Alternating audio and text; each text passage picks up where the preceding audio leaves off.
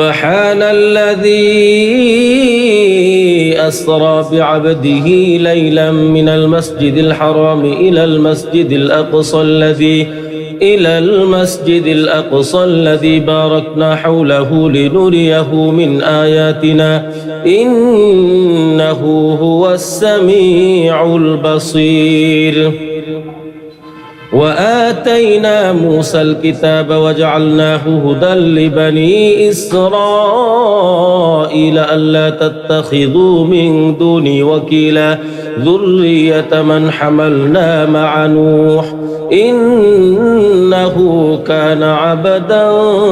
شكورا وقضينا إلى بني إسرائيل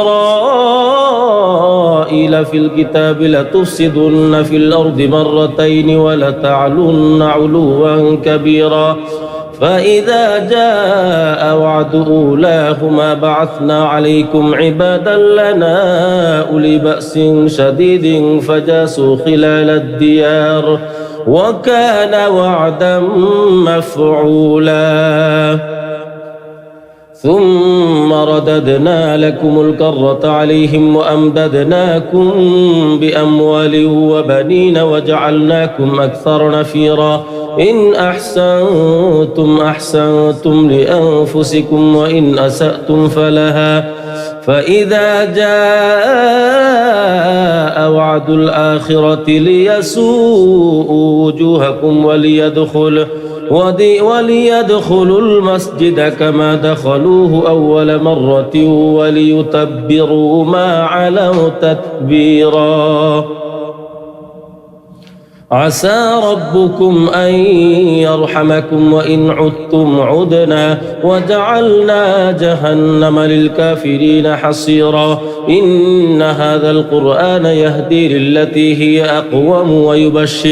ويبشر المؤمنين الذين يعملون الصالحات أن لهم أجرا كبيرا وأن الذين لا يؤمنون بالآخرة أعتدنا لهم عذابا أليما ويدعو الإنسان بالشر دعاءه بالخير وكان الإنسان عجولا وجعلنا الليل والنهار آيتين فمحونا آية الليل وجعلنا آية النهار مبصرة لتبتغوا فضلا من ربكم ولتعلموا عدد السنين والحساب وكل شيء فصلناه تفصيلا وكل إنسان ألزمناه طائره في عنقه ونخرج له يوم القيامة كتابا يلقاه منشورا اقرأ كتابك كفى بنفسك اليوم عليك حسيبا من اهتدى فإنما يهتدي لنفسه ومن ضل فإنما يضل عليها ولا تزر وازرة وزر أخرى وما كنا معذبين حتى نبعث رسولا وإذا أردنا أن نهلك قرية أمرنا متر فيها ففسقوا فيها فحق عليها القول فدمرناها تدميرا وكم أهلكنا من القرون من بعد نوح وكفى بربك بذنوب عباده خبيرا بصيرا من كان يريد العاجلة عجلنا له فيها ما نشاء لمن نريد ثم جعلنا له جهنم يصلاها مذموما مدحورا ومن أراد الآخرة وسعى لها سعيها وهو مؤمن فأولئك كان سعيهم مشكورا كلا نمد هؤلاء وهؤلاء من عطاء ربك وما كان عطاء ربك محظورا انظر كيف فضلنا بعضهم على بعض وللآخرة أكبر درجات وأكبر تفضيلا لا تجعل مع الله إلها آخر فتقعد مذموما مخذولا وقضى ربك ألا تعبدوا إلا إياه وبالوالدين إحسانا إما يبلغن عندك الكبر أحدهما أو كلاهما فلا تقل لهما أف ولا تنهرهما وقل لهما قولا كريما واخفض لهما جناح الذل من الرحمة وقل رب ارحمهما كما ربياني صغيرا ربكم أعلم بما في نفوسكم إن تكونوا صالحين فإنه كان للأوابين غفورا وآت ذا القربى حقه والمسكين وابن السبيل ولا تبذر تبذيرا إن المبذرين كانوا إخوان الشياطين وكان الشيطان لربه كفورا وإما تعرضن عنهم ابتغاء رحمة من ربك ترجوها فقل لهم قولا ميسورا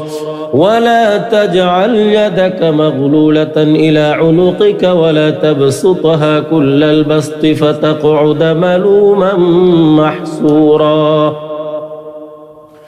إن ربك يبسط الرزق لمن يشاء ويقدر إنه كان بعباده خبيرا بصيرا ولا تقتلوا أولادكم خشية إملاق نحن نرزقهم وإياكم إن قتلهم كان خطأ كبيرا ولا تقربوا الزنا إنه كان فاحشا وساء سبيلا ولا تقتلوا النفس التي حرم الله إلا بالحق ومن قتل مظلوما فقد جعلنا لوليه سلطانا فلا يسرف في القتل إنه كان منصورا ولا تقربوا مال اليتيم إلا بالتي هي أحسن حتى يبلغ أشده وأوفوا بالعهد إن العهد كان مسؤولا وأوفوا الكيل إذا كلتم وزنوا بالقسطاس المستقيم ذلك خير وأحسن تأويلا ولا تقف ما ليس لك به علم إن السمع والبصر والفؤاد كل أولئك كان عنه مسؤولا ولا تمش في الأرض مرحا إنك لن تخرق الأرض ولن تبلغ الجبال طولا كل ذلك كان سيئه عند ربك مكروها ذلك مما أوحى إليك ربك من الحكمة ولا تجعل مع الله إلها آخر فتلقى في جهنم ملوما مدحورا أفأصفاكم ربكم بالبنين واتخذ من الملائكة إناثا إنكم لتقولون قولا عظيما ولقد صرفنا في هذا القرآن ليذكروا وما يزيدهم إلا نفورا قل لو كان معه آلهة كما يقولون إذا لابتغوا إلى ذي العرش سبيلا سبحانه وتعالى عما يقولون علوا كبيرا تسبح له السماوات السبع والأرض ومن فيهن وإن من شيء إلا يسبح بحمده ولكن لا تفقهون تسبيحهم إنه كان حليما غفورا وإذا قرأت القرآن جعلنا بينك وبين الذين لا يؤمنون بالآخرة حجابا مستورا وجعلنا على قلوبهم أكنة أن يفقهوه وفي آذانهم وقرا وإذا ذكرت ربك في القرآن وحده ولوا على أدبارهم نفورا نحن أعلم بما يستمعون به إذ يستمعون إليك وإذ هم نجوى إذ يقول الظالمون إن تتبعون إلا رجلا مسحورا انظر كيف ضربوا لك الأمثال فضلوا فلا يستطيعون سبيلا وقالوا أئذا كنا عظاما ورفاتا أئنا لمبعوثون خلقا جديدا قل كونوا حجارة أو حديدا أو خلقا مما يكبر في صدوركم فسيقولون من يعيدنا قل الذي فطركم أول مرة فسينغضون إليك رؤوسهم ويقولون متاه قل عسى أن يكون قريبا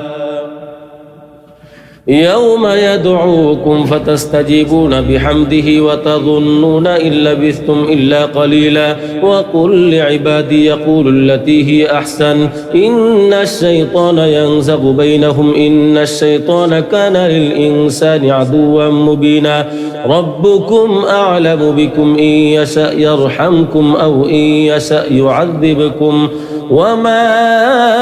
أرسلناك عليهم وكيلا وربك أعلم بمن في السماوات والأرض ولقد فضلنا بعض النبيين على بعض وآتينا داود زبورا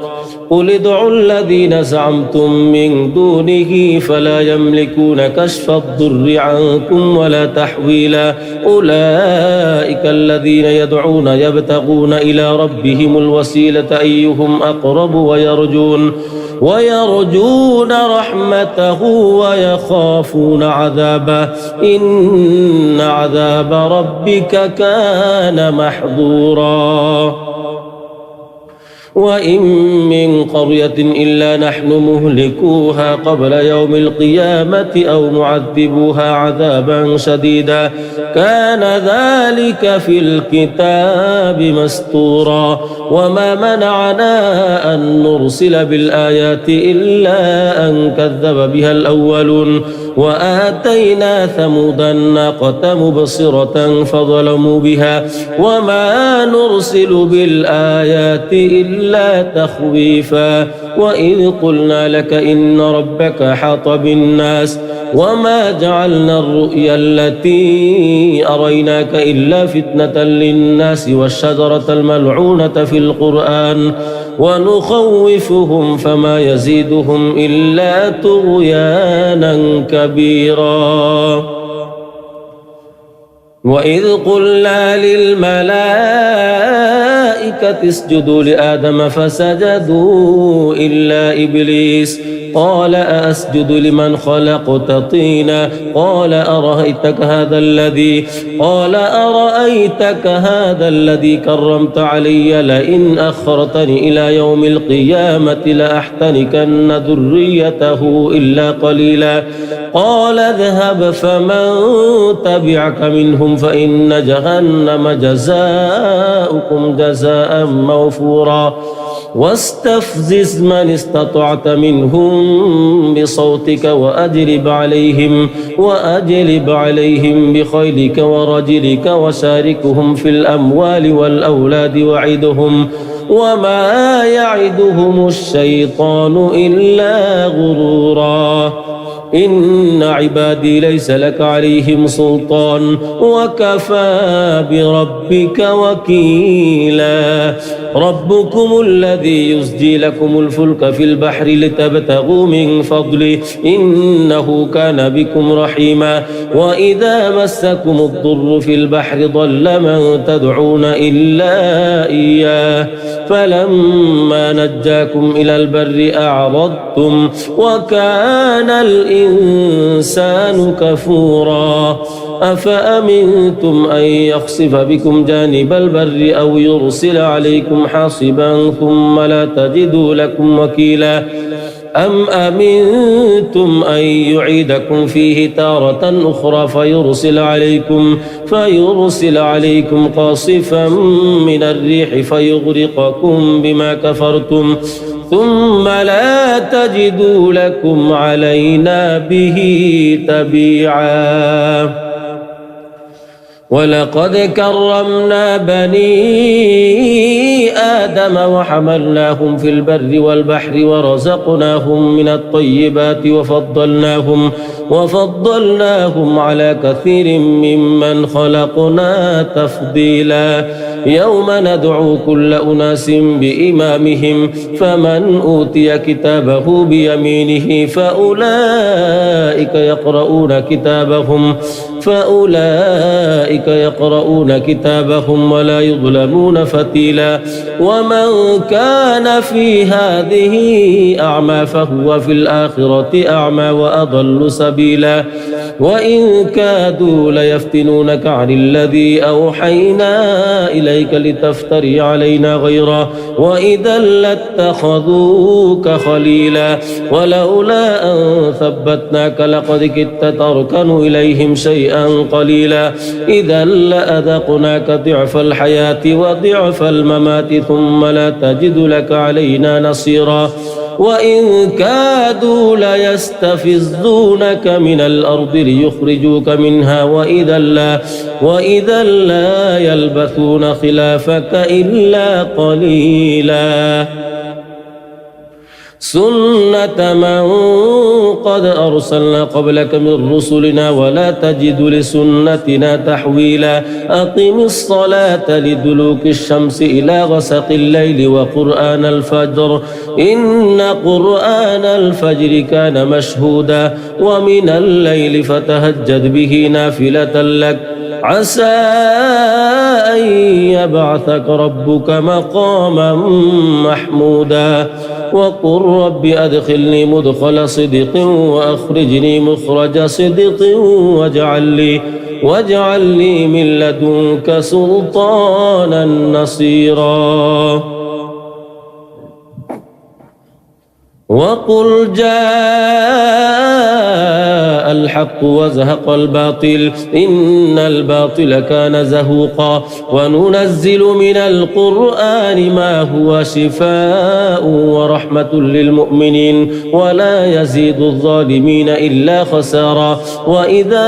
أنعمنا على الإنسان أعرض ونأى بجانبه وإذا مسه الشر كان يئوسا قل كل يعمل على شاكلته فربكم أعلم بمن هو أهدى سبيلا ويسألونك عن الروح قل الروح من أمر ربي وما أوتيتم من العلم إلا قليلا ولئن شئنا لنذهبن بالذي أوحينا إليك ثم لا تجد لك به علينا وكيلا إلا رحمة من ربك إن فضله كان عليك كبيرا قل لئن اجتمعت الإنس والجن على أن يأتوا بمثل هذا القرآن لا يأتون بمثله ولو كان بعضهم لبعض ظهيرا ولقد صرفنا للناس في هذا القرآن من كل مثل فأبى أكثر الناس إلا كفورا وقالوا لن نؤمن لك حتى تفجر لنا من الأرض ينبوعا أو تكون لك جنة من نخيل وعنب فتفجر الأنهار خلالها تفجيرا أو تسقط السماء كما زعمت علينا كسفا أو تأتي بالله والملائكة قبيلا أو يكون لك بيت من زخرف أو ترقى في السماء ولن نؤمن لرقيك حتى تنزل علينا كتابا نقرأه قل سبحان ربي هل كنت إلا بشرا رسولا وما منع الناس أن يؤمنوا إذ جاءهم الهدى إلا أن أن قالوا أبعث الله بشرا رسولا قل لو كان في الأرض ملائكة يمشون مطمئنين لنزلنا عليهم من السماء ملكا رسولا قل كفى بالله شهيدا بيني وبينكم إنه كان بعباده خبيرا بصيرا من يهد الله فهو المهتد ومن يضلل فلن تجد لهم أولياء من دونه ونحشرهم يوم القيامة على وجوههم عميا وبكما وصما مأواهم جهنم كلما خبت زدناهم سعيرا ذلك جزاؤهم بأنهم كفروا بآياتنا وقالوا أئذا كنا عظاما ورفاتا أئنا لمبعوثون خلقا جديدا أولم يروا أن الله الذي خلق السماوات والأرض قادر على أن يخلق مثلهم وجعل لهم أجلا لا ريب فيه فأبى الظالمون إلا كفورا قل لو أنتم تملكون خزائن رحمة ربي إذا لأمسكتم خشية الإنفاق وكان الإنسان قتورا ولقد آتينا موسى 9 آيات بينات فاسأل بني إسرائيل إذ جاءهم فقال له فرعون إني لأظنك يا موسى مسحورا قال لقد علمت ما أنزل هؤلاء إلا رب السماوات والأرض بصائر وإني لأظنك يا فرعون مثبورا فأراد أن يستفزهم من الأرض فأغرقناه ومن معه جميعا وقلنا من بعده لبني إسرائيل اسكنوا الأرض فإذا جاء وعد الآخرة جئنا بكم لفيفا وبالحق أنزلناه وبالحق نزل وما أرسلناك إلا مبشرا ونذيرا وقرآنا فرقناه لتقرأه على الناس على مكث ونزلناه تنزيلا قل آمنوا به أو لا تؤمنوا إن الذين أوتوا العلم من قبله إذا يتلى عليهم يخرون للأذقان سجدا ويقولون سبحان ربنا إن كان وعد ربنا لمفعولا ويخرون للأذقان يبكون ويزيدهم خشوعا قل ادعوا الله أو ادعوا الرحمن أيما تدعوا فله الأسماء الحسنى ولا تجهر بصلاتك ولا تخافت بها وابتغ بين ذلك سبيلا وقل الحمد لله الذي لم يتخذ ولدا ولم يكن له شريك في الملك ولم يكن له ولي من الذل وكبره تكبيرا بسم الله الرحمن الرحيم الحمد لله الذي أنزل على عبده الكتاب ولم يجعل له عوجا قيما لينذر بأسا شديدا من لدنه ويبشر المؤمنين الذين يعملون الصالحات أن لهم أجرا حسنا ماكثين فيه أبدا وينذر الذين قالوا اتخذ الله ولدا ما لهم به من علم ولا لآبائهم كبرت كلمة تخرج من أفواههم إن يقولون إلا كذبا فلعلك باخع نفسك على آثارهم إن لم يؤمنوا بهذا الحديث أسفا إنا جعلنا ما على الأرض زينة لها لنبلوهم أيهم أحسن عملا وإنا لجاعلون ما عليها صعيدا جرزا أم حسبت أن أصحاب الكهف والرقيم كانوا من آياتنا عجبا إذ أوى الفتية إلى الكهف فقالوا ربنا آتنا من لدنك رحمة وهيئ لنا من أمرنا رشدا فضربنا على آذانهم في الكهف سنين عددا ثم بعثناهم لنعلم أي الحزبين أحصى لما لبثوا أمدا نحن نقص عليك نبأهم بالحق إنهم فتية آمنوا بربهم وزدناهم هدى وربطنا على قلوبهم إذ قاموا فقالوا ربنا رب السماوات والأرض لن ندعو من دونه إلها لقد قلنا إذا شططا هؤلاء قوم اتخذوا من دونه آلهة لولا يأتون عليهم بسلطان بين فمن أظلم ممن افترى على الله كذبا وإذ اعتزلتموهم وما يعبدون إلا الله فأووا إلى الكهف ينشر لكم ربكم من رحمته ويهيئ لكم من أمركم مرفقا وترى الشمس إذا طلعت تزاور عن كهفهم ذات اليمين وإذا غربت تقرضهم ذات الشمال وهم في فجوة من ذلك من آيات الله من يهد الله فهو المهتد ومن يضلل فلن تجد له وليا مرشدا وتحسبهم أيقاظا وهم رقود ونقلبهم ذات اليمين وذات الشمال وكلبهم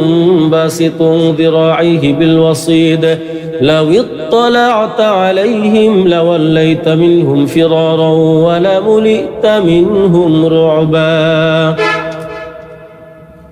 وكذلك بعثناهم ليتساءلوا بينهم قال قائل منهم كم لبثتم قالوا لبثنا يوما أو بعض يوم قالوا ربكم أعلم بما لبثتم فابعثوا أحدكم بورقكم هذه إلى المدينة فلينظر أيها أزكى طعاما فليأتكم برزق منه وليتلطف ولا يشعرن بكم أحدا إنهم إن يظهروا عليكم يرجموكم أو يعيدوكم في ملتهم ولن تفلحوا إذا أبدا وكذلك أعثرنا عليهم ليعلموا أن وعد الله حق وأن الساعة لا ريب فيها إذ يتنازعون بينهم أمرهم فقالوا ابنوا عليهم بنيانا ربهم أعلم بهم قال الذين غلبوا على أمرهم لنتخذن عليهم مسجدا سيقولون ثلاثة رابعهم كلبهم ويقولون خمسة سادسهم كلبهم رجما بالغيب ويقولون سبعة وثامنهم كلبهم قل ربي أعلم بعدتهم ما يعلمهم إلا قليل فلا تمار فيهم إلا مراء ظاهرا ولا تستفت فيهم منهم أحدا ولا تقولن لشيء إني فاعل ذلك غدا إلا أن يشاء الله واذكر ربك إذا نسيت وقل عسى أن يهديني ربي لأقرب من هذا رشدا ولبثوا في كهفهم 300 سنين وازدادوا 9 قل الله أعلم بما لبثوا له غيب السماوات والأرض أبصر به وأسمع ما لهم من دونه من ولي ولا يشرك في حكمه أحدا واتل ما أوحي إليك من كتاب ربك لا مبدل لكلماته ولن تجد من دونه ملتحدا واصبر نفسك مع الذين يدعون ربهم بالغداة والعشي يريدون وجهه ولا تعد عيناك عنهم تريد زينة الحياة الدنيا ولا تطع من أغفلنا قلبه عن ذكرنا واتبع هواه وكان أمره فرطا وقل الحق من ربكم فمن شاء فليؤمن ومن شاء فليكفر إنا أعتدنا للظالمين نارا أحاط بهم سرادقها وإن يستغيثوا يغاثوا بماء كالمهل يشوي الوجوه بئس الشراب وساءت مرتفقا إن الذين آمنوا وعملوا الصالحات إنا لا نضيع أجر من أحسن عملا أولئك لهم جنات عدن تجري من تحتهم الأنهار يحلون فيها من أسابر من ذهب ويلبسون ثيابا خضرا من سندس واستبرق متكئين فيها على الأرائك نعم الثواب وحسنت مرتفقا واضرب لهم مثل الرجلين جعلنا لأحدهما جنتين من أعناب وحففناهما بنخل وجعلنا بينهما زرعا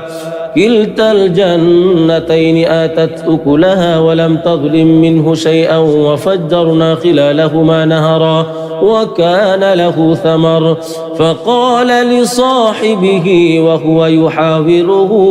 أنا أكثر منك مالا وأعز نفرا ودخل جنته وهو ظالم لنفسه قال ما أظن أن تبيد هذه أبدا وما أظن الساعة قائمة ولئن رددت إلى ربي لأجدن خيرا منها منقلبا قال له صاحبه وهو يحاوره أكفرت بالذي خلقك من تراب ثم من نطفة ثم سواك رجلا لكن هو الله ربي ولا أشرك بربي أحدا ولولا إذ دخلت جنتك قلت ما شاء الله لا قوة إلا بالله إن ترني أنا أقل منك مالا وولدا فعسى ربي أن يؤتيني خيرا من جنتك ويرسل عليها حسبانا من السماء فتصبح صعيدا زلقا أو يصبح ماؤها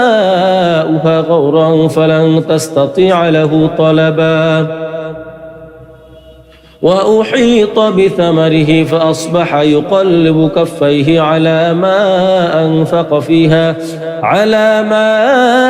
أنفق فيها وهي خاوية على عروشها ويقول يا ليتني لم أشرك بربي أحدا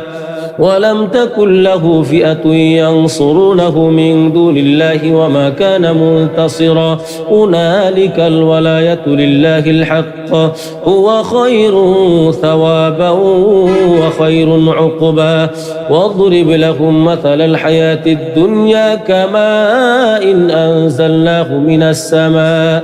من السماء فاختلط به نبات الأرض فأصبح هشيما تذروه الرياح وكان الله على كل شيء مقتدرا المال والبنون زينة الحياة الدنيا والباقيات الصالحات خير عند ربك ثوابا وخير أملا ويوم نسير الجبال وترى الأرض بارزة وحشرناهم فلم نغادر منهم أحدا وعرضوا على ربك صفا لقد جئتمونا كما خلقناكم أول مرة بل زعمتم أن لن نجعل لكم موعدا ووضع الكتاب فترى المجرمين مشفقين مما فيه ويقولون يا ويلتنا ما لهذا الكتاب لا يغادر صغيرة ولا كبيرة إلا أحصاها ووجدوا ما عملوا حاضرا ولا يظلم ربك أحدا وإذ قلنا للملائكة اسجدوا لآدم فسجدوا إلا إبليس كان من الجن ففسق عن أمر ربه أفتتخذونه وذريته أولياء من دوني وهم لكم عدو بئس للظالمين بدلا ما أشهدتهم خلق السماوات والأرض ولا خلق أنفسهم وما كنت متخذ المضلين عددا ويوم يقول نادوا شركائي الذين زعمتم فدعوهم فلم يستجيبوا لهم وجعلنا بينهم موبقا ورأى المجرمون النار فظنوا أنهم مواقعوها ولم يجدوا عنها مصرفا ولقد صرفنا في هذا القرآن للناس من كل مثل وكان الإنسان أكثر شيء جدلا وما منع الناس أن يؤمنوا إذ جاءهم الهدى ويستغفروا ربهم إلا أن تأتيهم سنة الأولين أو يأتيهم العذاب قبلا وما نرسل المرسلين إلا مبشرين ومنذرين ويجادل الذين كفروا بالباطل ليدحضوا به الحق واتخذوا آياتي وما أنذروا هزوا ومن أظلم ممن ذكر بآيات ربه فأعرض عنها ونسي ما قدمت يداه إنا جعلنا على قلوبهم أكنة أن يفقهوه وفي آذانهم وقرا وإن تدعهم إلى الهدى فلن يهتدوا إذن أبدا وربك الغفور ذو الرحمة لو يؤاخذهم بما كسبوا لعجل لهم العذاب بل لهم موعد لن يجدوا من دونه موئلا وتلك القرى أهلكناهم لما ظلموا وجعلنا لمهلكهم موعدا وإذ قال موسى لفتاه لا أبرح حتى أبلغ مجمع البحرين أو أمضي حقبا فلما بلغا مجمع بينهما نسيا حوتهما فاتخذ سبيله في البحر سربا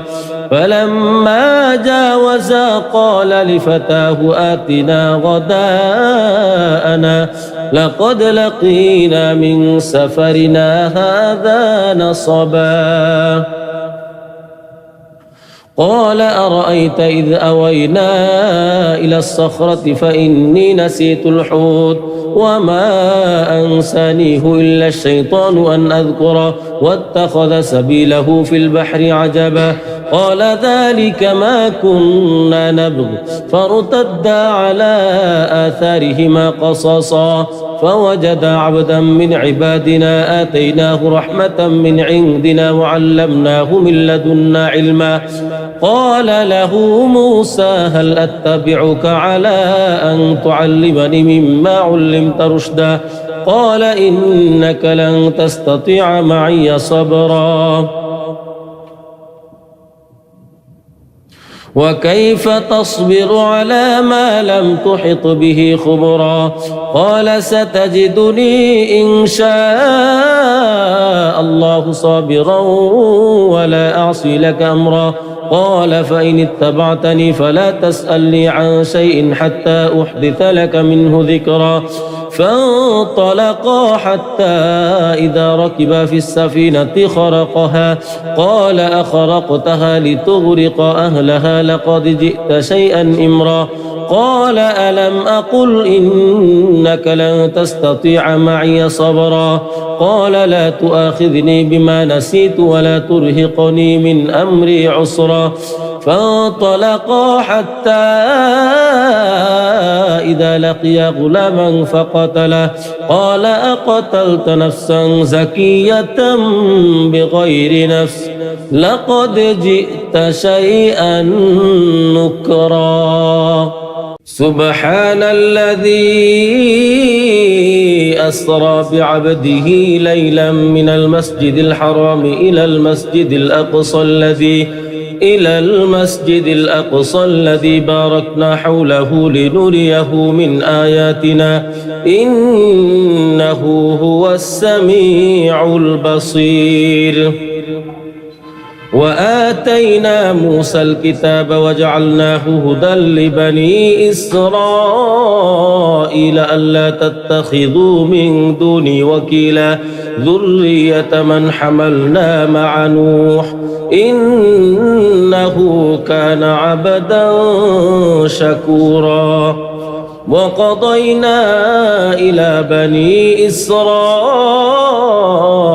في الكتاب لتفسدن في الأرض مرتين ولتعلن علوا كبيرا فإذا جاء وعد أولاهما بعثنا عليكم عبادا لنا أولي بأس شديد فجاسوا خلال الديار وكان وعدا مفعولا ثم رددنا لكم الكرة عليهم وأمددناكم بأموال وبنين وجعلناكم أكثر نفيرا إن أحسنتم أحسنتم لأنفسكم وإن أسأتم فلها فإذا جاء وعد الآخرة ليسوءوا وجوهكم وليدخلوا المسجد كما دخلوه أول مرة وليتبروا ما علوا تتبيرا عسى ربكم أن يرحمكم وإن عدتم عدنا وجعلنا جهنم للكافرين حصيرا إن هذا القرآن يهدي للتي هي أقوم ويبشر المؤمنين الذين يعملون الصالحات أن لهم أجرا كبيرا وأن الذين لا يؤمنون بالآخرة أعتدنا لهم عذابا أليما ويدعو الإنسان بالشر دعاءه بالخير وكان الإنسان عجولا وجعلنا الليل والنهار آيتين فمحونا آية الليل وجعلنا آية النهار مبصرة لتبتغوا فضلا من ربكم ولتعلموا عدد السنين والحساب وكل شيء فصلناه تفصيلا وكل إنسان ألزمناه طائره في عنقه ونخرج له يوم القيامة كتابا يلقاه منشورا اقرأ كتابك كفى بنفسك اليوم عليك حسيبا من اهتدى فإنما يهتدي لنفسه ومن ضل فإنما يضل عليها ولا تزر وازرة وزر أخرى وما كنا معذبين حتى نبعث رسولا وإذا أردنا أن نهلك قرية أمرنا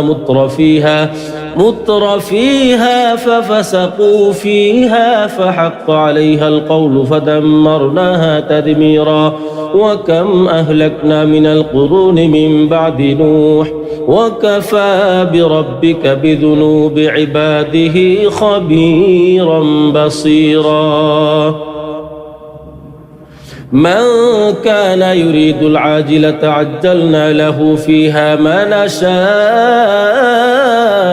نشاء لمن نريد ثم جعلنا له جهنم يصلاها مذموما مدحورا ومن أراد الآخرة وسعى لها سعيها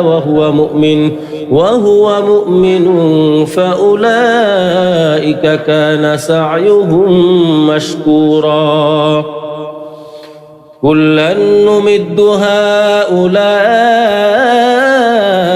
وهؤلاء من عطاء ربك وما كان عطاء ربك محظورا انظر كيف فضلنا بعضهم على بعض وللآخرة أكبر درجات وأكبر تفضيلا لا تجعل مع الله إلها آخر فتقعد مذموما مخذولا وقضى ربك ألا تعبدوا إلا إياه وبالوالدين إحسانا إما يبلغن عندك الكبر أحدهما أو كلاهما فلا تقل لهما أف ولا تنهرهما وقل لهما قولا كريما واخفض لهما جناح الذل من الرحمة وقل رب ارحمهما كما ربياني صغيرا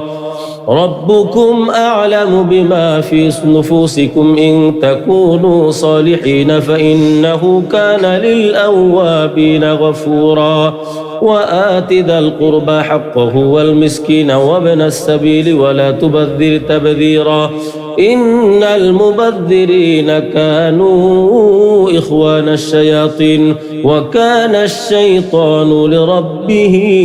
كفورا وإما تعرضن عنهم ابتغاء رحمة من ربك ترجوها فقل لهم قولا ميسورا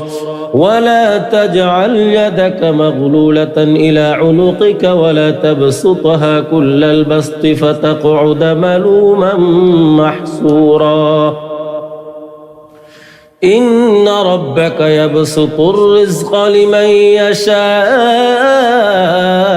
ويقدر إنه كان بعباده خبيرا بصيرا ولا تقتلوا أولادكم خشية إملاق نحن نرزقهم وإياكم إن قتلهم كان خطأ كبيرا ولا تقربوا الزنا إنه كان فاحشا وساء سبيلا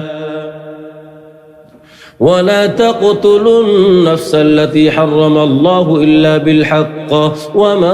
قتل مظلوما فقد جعلنا لوليه سلطانا فلا يسرف في القتل إنه كان منصورا ولا تقربوا مال اليتيم إلا بالتي هي أحسن حتى يبلغ أشده وأوفوا بالعهد إن العهد كان مسؤولا وأوفوا الكيل إذا كلتم وزنوا بالقسطاس المستقيم ذلك خير وأحسن تأويلا ولا تقف ما ليس لك به علم إن السمع والبصر والفؤاد كل أولئك كان عنه مسؤولا ولا تمش في الأرض مرحا إنك لن تخرق الأرض ولن تبلغ الجبال طولا كل ذلك كان سيئه عند ربك مكروها ذلك مما أوحى إليك ربك من الحكمة ولا تجعل مع الله إلها آخر فتلقى في جهنم ملوما مدحورا أفأصفاكم ربكم بالبنين واتخذ من الملائكة إناثا إنكم لتقولون قولا عظيما ولقد صرفنا في هذا القرآن ليذكروا وما يزيدهم إلا نفورا قل لو كان معه آلهة كما يقولون إذا لابتغوا إلى ذي العرش سبيلا سبحانه وتعالى عما يقولون علوا كبيرا تسبح له السماوات السبع والأرض ومن فيهن وإن من شيء إلا يسبح بحمده ولكن لا تفقهون تسبيحهم إنه كان حليما غفورا وإذا قرأت القرآن جعلنا بينك وبين الذين لا يؤمنون بالآخرة حجابا مستورا وجعلنا على قلوبهم أكنة أن يفقهوه وفي آذانهم وقرا وإذا ذكرت ربك في القرآن وحده ولوا على أدبارهم نفورا نحن أعلم بما يستمعون به إذ يستمعون إليك وإذ هم نجوى إذ يقول الظالمون إن تتبعون إلا رجلا مسحورا انظر كيف ضربوا لك الأمثال فضلوا فلا يستطيعون سبيلا وقالوا أئذا كنا عظاما ورفاتا أئنا لمبعوثون خلقا جديدا قل كونوا حجارة أو حديدا أو خلقا مما يكبر في صدوركم فسيقولون من يعيدنا قل الذي فطركم أول مرة فسينغضون إليك رؤوسهم ويقولون متاه قل عسى أن يكون قريبا يوم يدعوكم فتستجيبون بحمده وتظنون إن لبثتم إلا قليلا وقل لعبادي يقول التي هي أحسن إن الشيطان ينزغ بينهم إن الشيطان كان للإنسان عدوا مبينا ربكم أعلم بكم إن يشأ يرحمكم أو إن يشأ يعذبكم وما أرسلناك عليهم وكيلا وربك أعلم بمن في السماوات والأرض ولقد فضلنا بعض النبيين على بعض وآتينا داود زبورا قل ادعوا الذين زعمتم من دونه فلا يملكون كشف الضر عنكم ولا تحويلا أولئك الذين يدعون يبتغون إلى ربهم الوسيلة أيهم أقرب ويرجون رحمته ويخافون عذابه إن عذاب ربك كان محظورا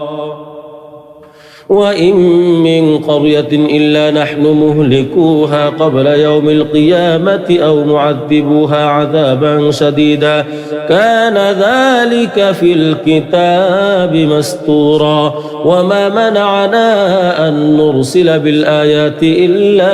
أن كذب بها الأولون وآتينا ثمود الناقة مبصرة فظلموا بها وما نرسل بالآيات إلا تخويفا وإذ قلنا لك إن ربك حاط بالناس وما جعلنا الرؤيا التي أريناك إلا فتنة للناس والشجرة الملعونة في القرآن ونخوفهم فما يزيدهم إلا طغيانا كبيرا وإذ قلنا للملائكة اسجدوا لآدم فسجدوا إلا إبليس قال أأسجد لمن خلقت طينا قال أرأيتك هذا الذي كرمت علي لئن أخرتني إلى يوم القيامة لأحتنكن ذريته إلا قليلا قال اذهب فمن تبعك منهم فإن جهنم جزاؤكم جزاء موفورا واستفزز من استطعت منهم بصوتك وأجلب عليهم بخيلك ورجلك وشاركهم في الأموال والأولاد وعدهم وما يعدهم الشيطان إلا غرورا إن عبادي ليس لك عليهم سلطان وكفى بربك وكيلا ربكم الذي يزجي لكم الفلك في البحر لتبتغوا من فضله إنه كان بكم رحيما وإذا مسكم الضر في البحر ضل من تدعون إلا إياه فلما نجاكم إلى البر أعرضتم وكان الإنسان كفورا أفأمنتم أن يخسف بكم جانب البر أو يرسل عليكم حاصبا ثم لا تجدوا لكم وكيلا أم أمنتم أن يعيدكم فيه تارة أخرى فيرسل عليكم قاصفا من الريح فيغرقكم بما كفرتم ثم لا تجدوا لكم علينا به تبيعا ولقد كرمنا بني آدم وحملناهم في البر والبحر ورزقناهم من الطيبات وفضلناهم على كثير ممن خلقنا تفضيلا يوم ندعو كل أناس بإمامهم فمن أوتي كتابه بيمينه فأولئك يقرؤون كتابهم ولا يظلمون فتيلا ومن كان في هذه أعمى فهو في الآخرة أعمى وأضل سبيلا وإن كادوا ليفتنونك عن الذي أوحينا إليك لتفتري علينا غيره وإذا لاتخذوك خليلا ولولا أن ثبتناك لقد كدت تركن إليهم شيئا قليلا إذا لأذقناك ضعف الحياة وضعف الممات ثم لا تجد لك علينا نصيرا وإن كادوا ليستفزونك من الأرض ليخرجوك منها وإذا لا يلبثون خلافك إلا قليلا سنة من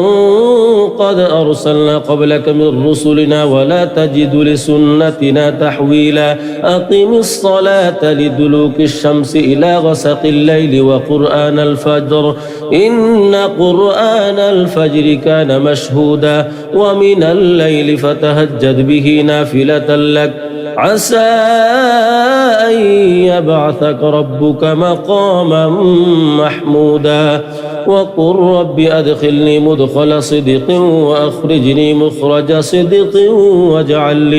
واجعل لي من لدنك سلطانا نصيرا وقل جاء الحق وزهق الباطل إن الباطل كان زهوقا وننزل من القرآن ما هو شفاء ورحمة للمؤمنين ولا يزيد الظالمين إلا خسارا وإذا أنعمنا على الإنسان أعرض ونأى بجانبه وإذا مسه الشر كان يئوسا قل كل يعمل على شاكلته فربكم أعلم بمن هو أهدى سبيلا ويسألونك عن الروح قل الروح من أمر ربي وما أوتيتم من العلم إلا قليلا ولئن شئنا لنذهبن بالذي أوحينا إليك ثم لا تجد لك به علينا وكيلا إلا رحمة من ربك إن فضله كان عليك كبيرا قل لئن اجتمعت الإنس والجن على أن يأتوا بمثل هذا القرآن لا يأتون بمثله ولو كان بعضهم لبعض ظهيرا ولقد صرفنا للناس في هذا القرآن من كل مثل فأبى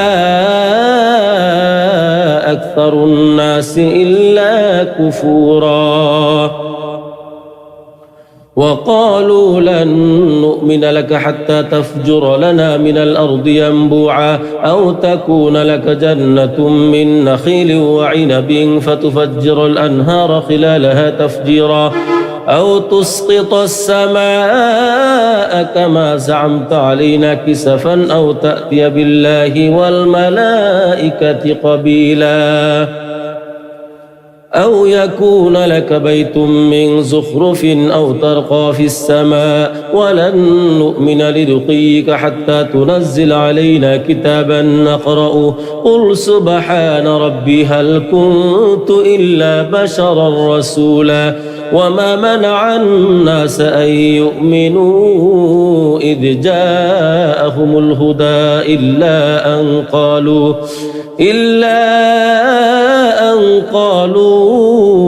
أبعث الله بشرا رسولا قل لو كان في الأرض ملائكة يمشون مطمئنين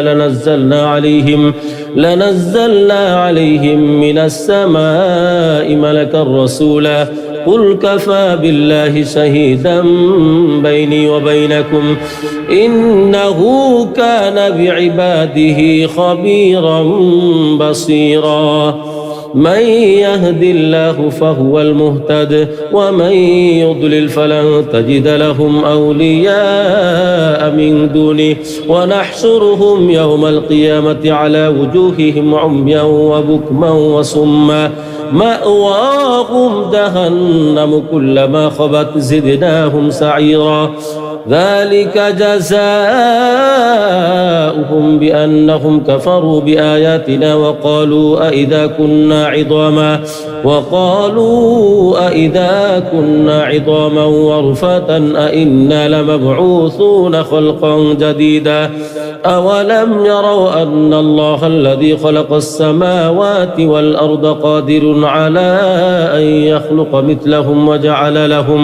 وجعل لهم أجلا لا ريب فيه فأبى الظالمون إلا كفورا قل لو أنتم تملكون خزائن رحمة ربي إذا لأمسكتم خشية الإنفاق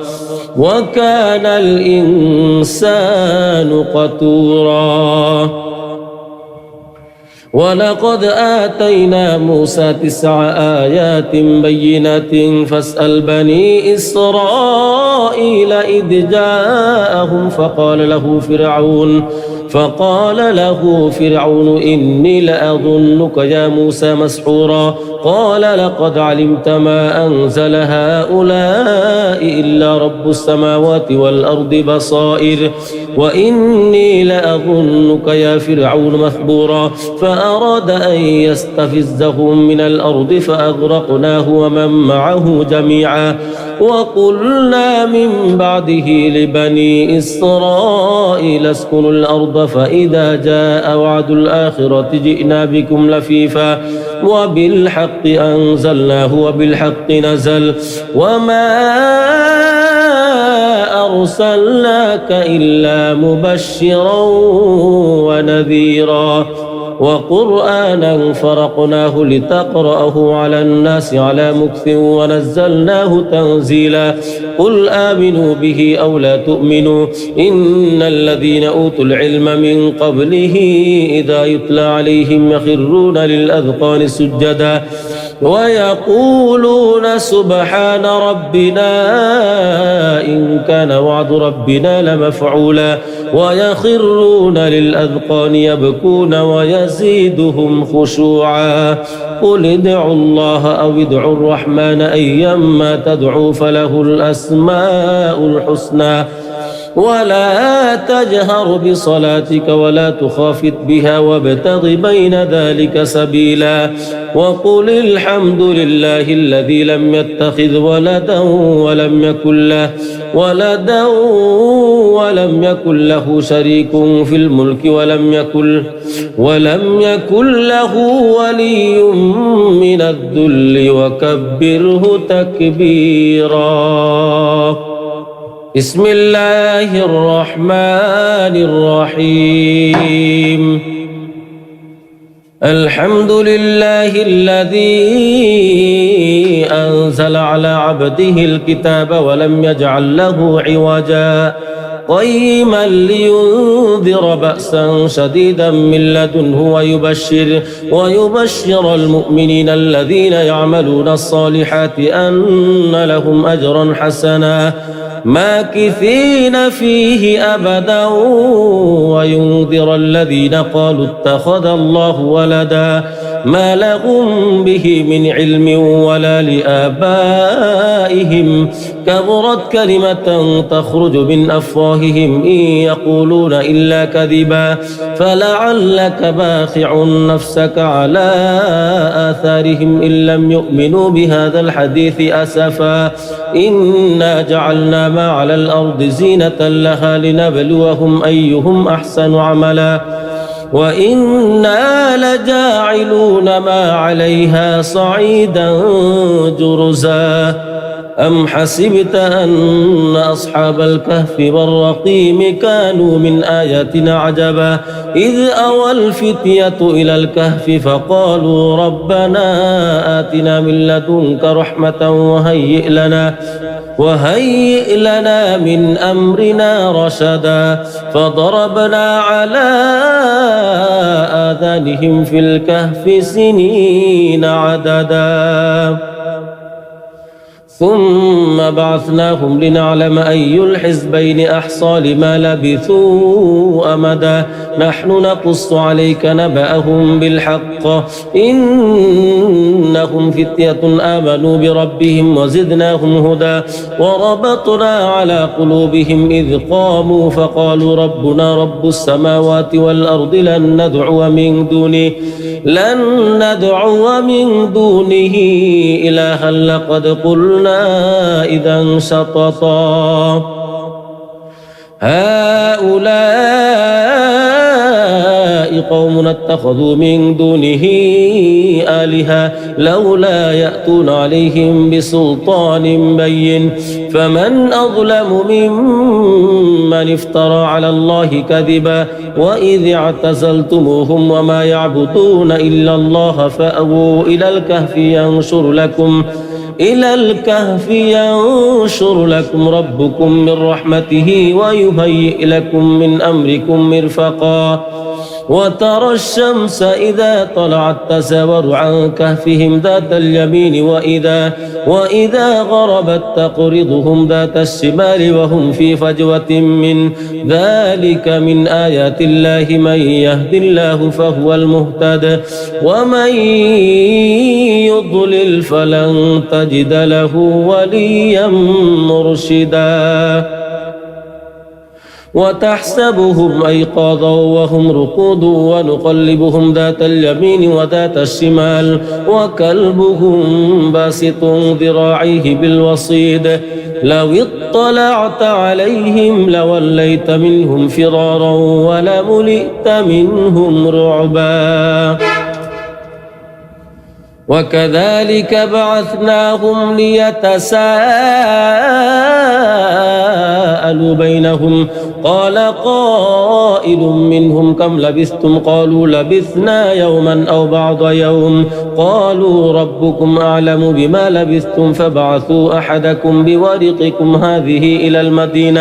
إلى المدينة فلينظر أيها أزكى طعاما فليأتكم برزق منه وليتلطف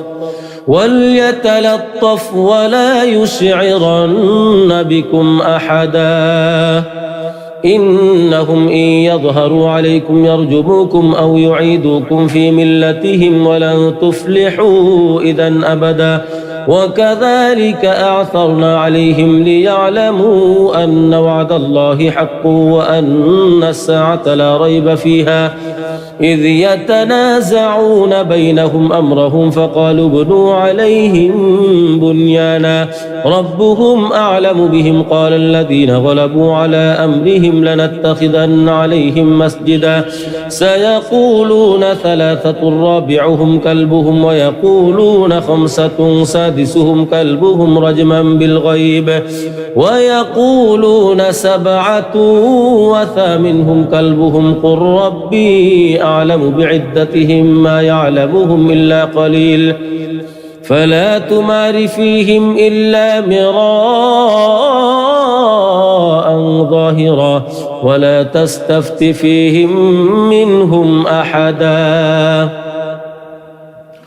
ولا تقولن لشيء إني فاعل ذلك غدا إلا أن يشاء الله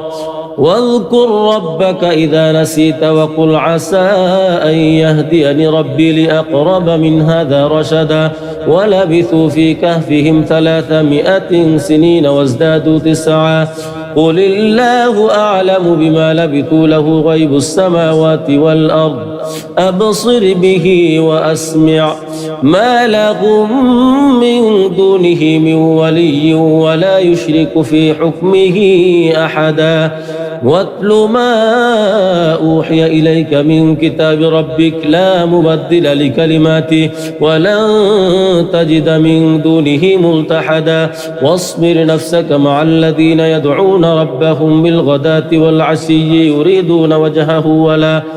ولا تعد عيناك عنهم تريد زينة الحياة الدنيا ولا تطع من أغفلنا قلبه عن ذكرنا واتبع هواه وكان أمره فرطا وقل الحق من ربكم فمن شاء فليؤمن ومن شاء فليكفر إنا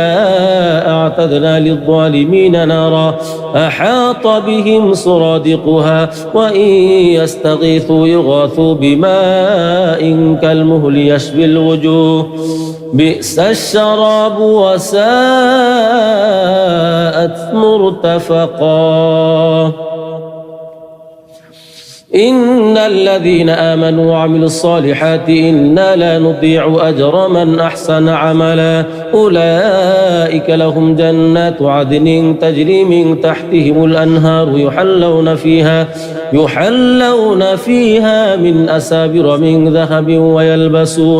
ويلبسون ثيابا خضرا من سندس واستبرق متكئين فيها على الأرائك نعم الثواب وحسنت مرتفقا واضرب لهم مثل الرجلين جعلنا لأحدهما جنتين من أعناب وحففناهما بنخل وجعلنا بينهما زرعا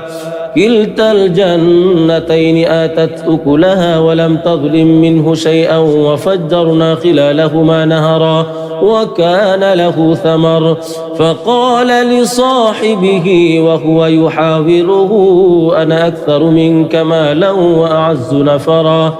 ودخل جنته وهو ظالم لنفسه قال ما أظن أن تبيد هذه أبدا وما أظن الساعة قائمة ولئن رددت إلى ربي لأجدن خيرا منها منقلبا قال له صاحبه وهو يحاوره أكفرت بالذي خلقك من تراب ثم من نطفة ثم سواك رجلا لكن هو الله ربي ولا أشرك بربي أحدا ولولا إذ دخلت جنتك قلت ما شاء الله لا قوة إلا بالله إن ترني أنا أقل منك مالا وولدا فعسى ربي أن يؤتيني خيرا من جنتك ويرسل عليها حسبانا من السماء فتصبح صعيدا زلقا أو يصبح ماؤها غورا فلن تستطيع له طلبا وأحيط بثمره فأصبح يقلب كفيه على ما أنفق فيها وهي خاوية على عروشها ويقول يا ليتني لم أشرك بربي أحدا ولم تكن له فئة ينصرونه من دون الله وما كان منتصرا هنالك الولاية لله الحق هو خير ثوابا وخير عقبا واضرب لهم مثل الحياة الدنيا كماء إن أنزلناه من السماء فاختلط به نبات الأرض فأصبح هشيما تذروه الرياح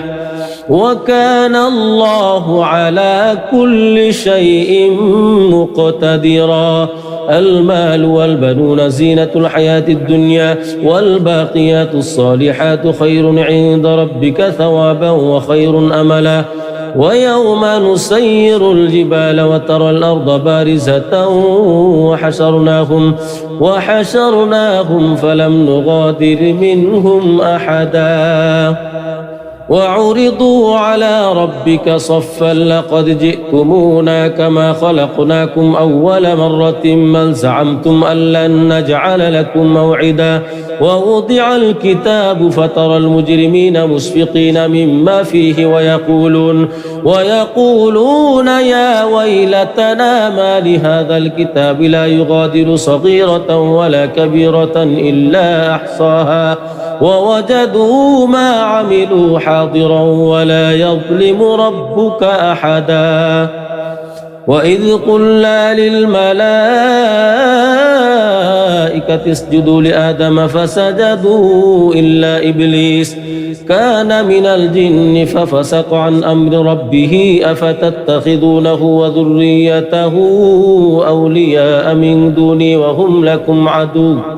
بئس للظالمين بدلا ما أشهدتهم خلق السماوات والأرض ولا خلق أنفسهم وما كنت متخذ المضلين عضدا ويوم يقول نادوا شركائي الذين زعمتم فدعوهم فلم يستجيبوا لهم وجعلنا بينهم موبقا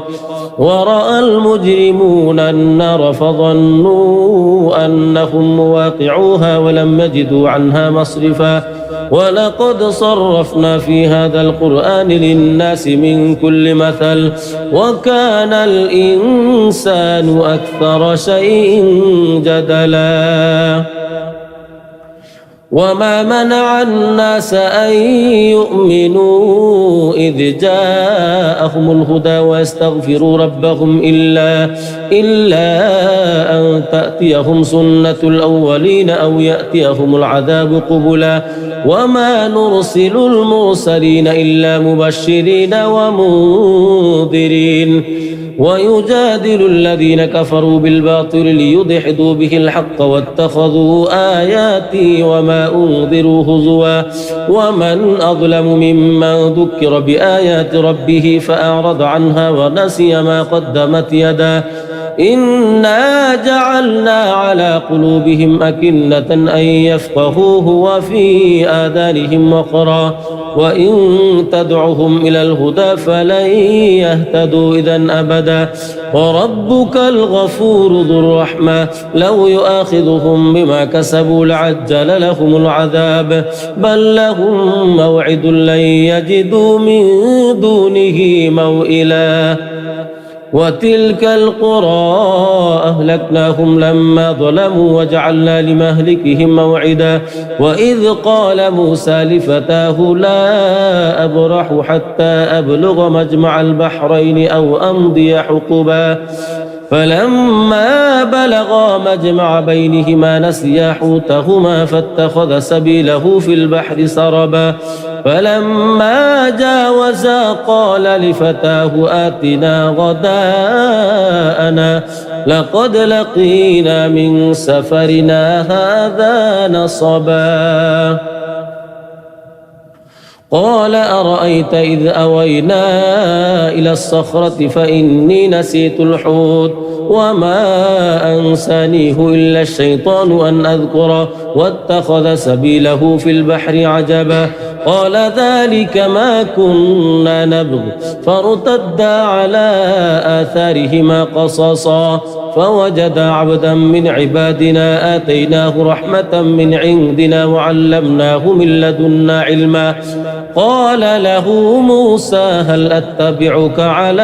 أن تعلمني مما علمت رشدا قال إنك لن تستطيع معي صبرا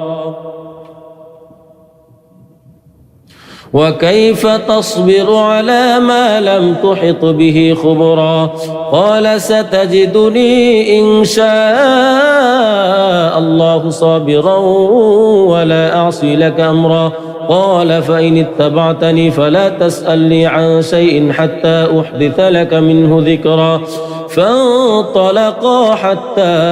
إذا ركبا في السفينة خرقها قال أخرقتها لتغرق أهلها لقد جئت شيئا إمرا قال ألم أقل إنك لن تستطيع معي صبرا قال لا تؤاخذني بما نسيت ولا ترهقني من أمري عسرا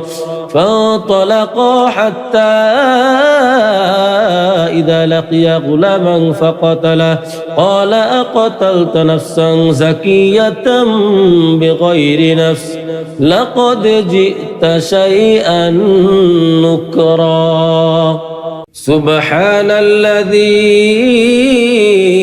أسرى بعبده ليلا من المسجد الحرام إلى المسجد الأقصى الذي باركنا حوله لنريه من آياتنا إنه هو السميع البصير وآتينا موسى الكتاب وجعلناه هدى لبني إسرائيل ألا تتخذوا من دوني وكيلا ذرية من حملنا مع نوح إنه كان عبدا شكورا وقضينا إلى بني إسرائيل في الكتاب لتفسدن في الأرض مرتين ولتعلن علوا كبيرا فإذا جاء وعد أولاهما بعثنا عليكم عبادا لنا أولي بأس شديد فجاسوا خلال الديار وكان وعدا مفعولا ثم رددنا لكم الكرة عليهم وأمددناكم بأموال وبنين وجعلناكم أكثر نفيرا إن أحسنتم أحسنتم لأنفسكم وإن أسأتم فلها فإذا جاء وعد الآخرة ليسوءوا وجوهكم وليدخلوا المسجد كما دخلوه أول مرة وليتبروا ما علوا تتبيرا عسى ربكم أن يرحمكم وإن عدتم عدنا وجعلنا جهنم للكافرين حصيرا إن هذا القرآن يهدي للتي هي أقوم ويبشر المؤمنين الذين يعملون الصالحات أن لهم أجرا كبيرا وأن الذين لا يؤمنون بالآخرة أعتدنا لهم عذابا أليما ويدعو الإنسان بالشر دعاءه بالخير وكان الإنسان عجولا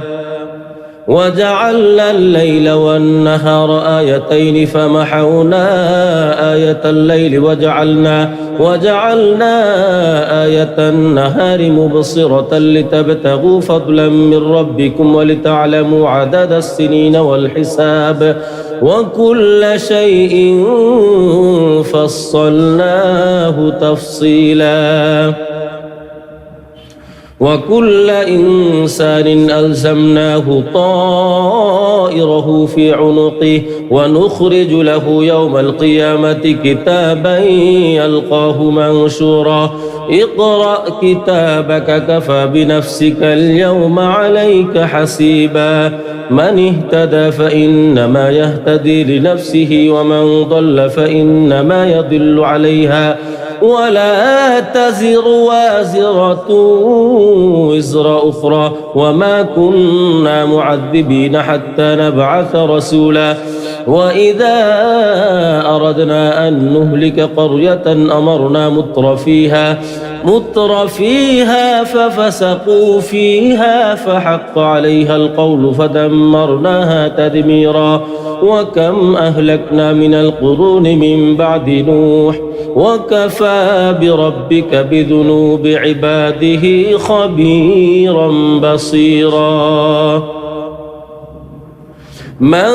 كان يريد العاجلة عجلنا له فيها ما نشاء لمن نريد ثم جعلنا له جهنم يصلاها مذموما مدحورا ومن أراد الآخرة وسعى لها سعيها وهو مؤمن فأولئك كان سعيهم مشكورا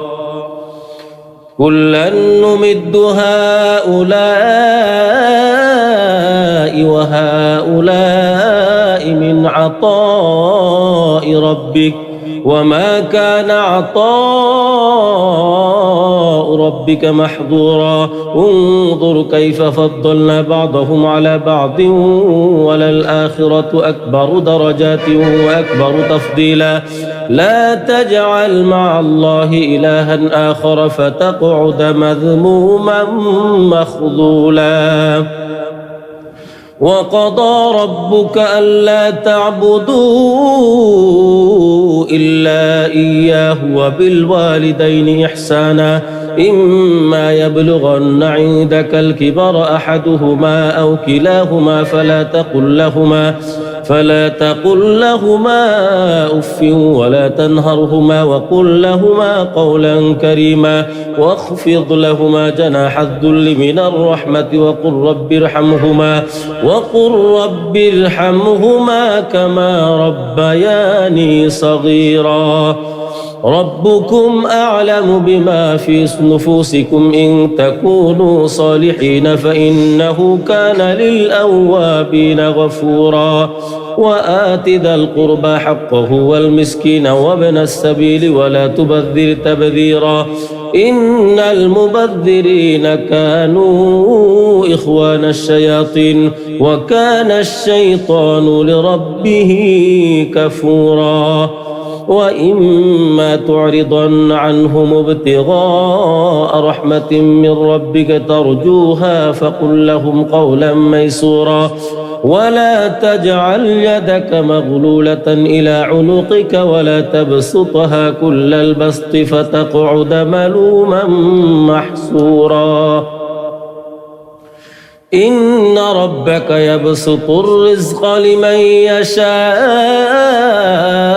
ويقدر إنه كان بعباده خبيرا بصيرا ولا تقتلوا أولادكم خشية إملاق نحن نرزقهم وإياكم إن قتلهم كان خطأ كبيرا ولا تقربوا الزنا إنه كان فاحشا وساء سبيلا ولا تقتلوا النفس التي حرم الله إلا بالحق ومن قتل مظلوما فقد جعلنا لوليه سلطانا فلا يسرف في القتل إنه كان منصورا ولا تقربوا مال اليتيم إلا بالتي هي أحسن حتى يبلغ أشده وأوفوا بالعهد إن العهد كان مسؤولا وأوفوا الكيل إذا كلتم وزنوا بالقسطاس المستقيم ذلك خير وأحسن تأويلا ولا تقف ما ليس لك به علم إن السمع والبصر والفؤاد كل أولئك كان عنه مسؤولا ولا تمش في الأرض مرحا إنك لن تخرق الأرض ولن تبلغ الجبال طولا كل ذلك كان سيئه عند ربك مكروها ذلك مما أوحى إليك ربك من الحكمة ولا تجعل مع الله إلها آخر فتلقى في جهنم ملوما مدحورا أفأصفاكم ربكم بالبنين واتخذ من الملائكة إناثا إنكم لتقولون قولا عظيما ولقد صرفنا في هذا القرآن ليذكروا وما يزيدهم إلا نفورا قل لو كان معه آلهة كما يقولون إذا لابتغوا إلى ذي العرش سبيلا سبحانه وتعالى عما يقولون علوا كبيرا تسبح له السماوات السبع والأرض ومن فيهن وإن من شيء إلا يسبح بحمده ولكن لا تفقهون تسبيحهم إنه كان حليما غفورا وإذا قرأت القرآن جعلنا بينك وبين الذين لا يؤمنون بالآخرة حجابا مستورا وجعلنا على قلوبهم أكنة أن يفقهوه وفي آذانهم وقرا وإذا ذكرت ربك في القرآن وحده ولوا على أدبارهم نفورا نحن أعلم بما يستمعون به إذ يستمعون إليك وإذ هم نجوى إذ يقول الظالمون إن تتبعون إلا رجلا مسحورا انظر كيف ضربوا لك الأمثال فضلوا فلا يستطيعون سبيلا وقالوا أئذا كنا عظاما ورفاتا أئنا لمبعوثون خلقا جديدا قل كونوا حجارة أو حديدا أو خلقا مما يكبر في صدوركم فسيقولون من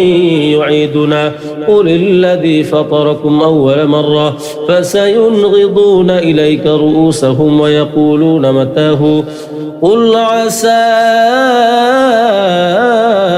أن يكون قريبا يوم يدعوكم فتستجيبون بحمده وتظنون إن لبثتم إلا قليلا وقل لعبادي يقولوا التي هي أحسن إن الشيطان ينزغ بينهم إن الشيطان كان للإنسان عدوا مبينا ربكم أعلم بكم إن يشأ يرحمكم أو إن يشأ يعذبكم وما أرسلناك عليهم وكيلا وربك أعلم بمن في السماوات والأرض ولقد فضلنا بعض النبيين على بعض وآتينا داود زبورا قل ادعوا الذين زعمتم من دونه فلا يملكون كشف الضر عنكم ولا تحويلا أولئك الذين يدعون يبتغون إلى ربهم الوسيلة أيهم أقرب ويرجون رحمته ويخافون عذابه إن عذاب ربك كان محظورا وإن من قرية إلا نحن مهلكوها قبل يوم القيامة أو معذبوها عذابا شديدا كان ذلك في الكتاب مسطورا وما منعنا أن نرسل بالآيات إلا أن كذب بها الأولون وآتينا ثمود الناقة مبصرة فظلموا بها وما نرسل بالآيات إلا تخويفا وإذ قلنا لك إن ربك حاط بالناس وما جعلنا الرؤيا التي أريناك إلا فتنة للناس والشجرة الملعونة في القرآن ونخوفهم فما يزيدهم إلا طغيانا كبيرا وإذ قلنا للملائكة اسجدوا لآدم فسجدوا إلا إبليس قال أأسجد لمن خلقت طينا قال أرأيتك هذا الذي كرمت علي لئن أخرتني إلى يوم القيامة لأحتنكن ذريته إلا قليلا قال اذهب فمن تبعك منهم فإن جهنم جزاؤكم جزاء موفورا واستفزز من استطعت منهم بصوتك وأجلب عليهم بخيلك ورجلك وشاركهم في الأموال والأولاد وعدهم وما يعدهم الشيطان إلا غرورا إن عبادي ليس لك عليهم سلطان وكفى بربك وكيلا ربكم الذي يزجي لكم الفلك في البحر لتبتغوا من فضله إنه كان بكم رحيما وإذا مسكم الضر في البحر ضل من تدعون إلا إياه فلما نجاكم إلى البر أعرضتم وكان الإنسان كفورا أفأمنتم أن يخسف بكم جانب البر أو يرسل عليكم حاصبا ثم لا تجدوا لكم وكيلا أم أمنتم أن يعيدكم فيه تارة أخرى فيرسل عليكم قاصفا من الريح فيغرقكم بما كفرتم ثم لا تجدوا لكم علينا به تبيعا ولقد كرمنا بني آدم وحملناهم في البر والبحر ورزقناهم من الطيبات وفضلناهم على كثير ممن خلقنا تفضيلا يوم ندعو كل أناس بإمامهم فمن أوتي كتابه بيمينه فأولئك يقرؤون كتابهم ولا يظلمون فتيلا ومن كان في هذه أعمى فهو في الآخرة أعمى وأضل سبيلا وإن كادوا ليفتنونك عن الذي أوحينا إليك لتفتري علينا غيره وإذا لاتخذوك خليلا ولولا أن ثبتناك لقد كدت تركن إليهم شيئا قليلا إذا لأذقناك ضعف الحياة وضعف الممات ثم لا تجد لك علينا نصيرا وإن كادوا ليستفزونك من الأرض ليخرجوك منها وإذا لا يلبثون خلافك إلا قليلا سنة من قد أرسلنا قبلك من رسلنا ولا تجد لسنتنا تحويلا أقم الصلاة لدلوك الشمس إلى غسق الليل وقرآن الفجر إن قرآن الفجر كان مشهودا ومن الليل فتهجد به نافلة لك عسى أن يبعثك ربك مقاما محمودا وقل رب أدخلني مدخل صدق وأخرجني مخرج صدق واجعل لي من لدنك سلطانا نصيرا وقل جاء الحق وزهق الباطل إن الباطل كان زهوقا وننزل من القرآن ما هو شفاء ورحمة للمؤمنين ولا يزيد الظالمين إلا خسارا وإذا أنعمنا على الإنسان أعرض ونأى بجانبه وإذا مسه الشر كان يئوسا قل كل يعمل على شاكلته فربكم أعلم من هو أهدى سبيلا ويسألونك عن الروح قل الروح من أمر ربي وما أوتيتم من العلم إلا قليلا ولئن شئنا لنذهبن بالذي أوحينا إليك ثم لا تجد لك به علينا وكيلا إلا رحمة من ربك إن فضله كان عليك كبيرا قل لئن اجتمعت الإنس والجن على أن يأتوا بمثل هذا القرآن لا يأتون بمثله ولو كان بعضهم لبعض ظهيرا ولقد صرفنا للناس في هذا القرآن من كل مثل فأبى أكثر الناس إلا كفورا وقالوا لن نؤمن لك حتى تفجر لنا من الأرض ينبوعا أو تكون لك جنة من نخيل وعنب فتفجر الأنهار خلالها تفجيرا أو تسقط السماء كما زعمت علينا كسفا أو تأتي بالله والملائكة قبيلا أو يكون لك بيت من زخرف أو ترقى في السماء ولن نؤمن لرقيك حتى تنزل علينا كتابا نقرأه قل سبحان ربي هل كنت إلا بشرا رسولا وما منع الناس أن يؤمنوا إذ جاءهم الهدى إلا أن قالوا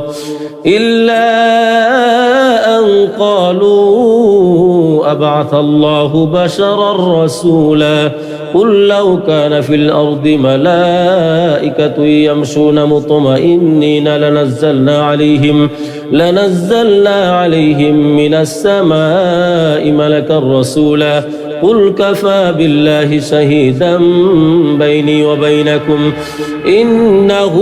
كان بعباده خبيرا بصيرا من يهد الله فهو المهتد ومن يضلل فلن تجد لهم أولياء من دونه ونحشرهم يوم القيامة على وجوههم عميا وبكما وصما مأواهم جهنم كلما خبت زدناهم سعيرا ذلك جزاؤهم بأنهم كفروا بآياتنا وقالوا أئذا كنا عظاما ورفاتا أئنا لمبعوثون خلقا جديدا أولم يروا أن الله الذي خلق السماوات والأرض قادر على أن يخلق مثلهم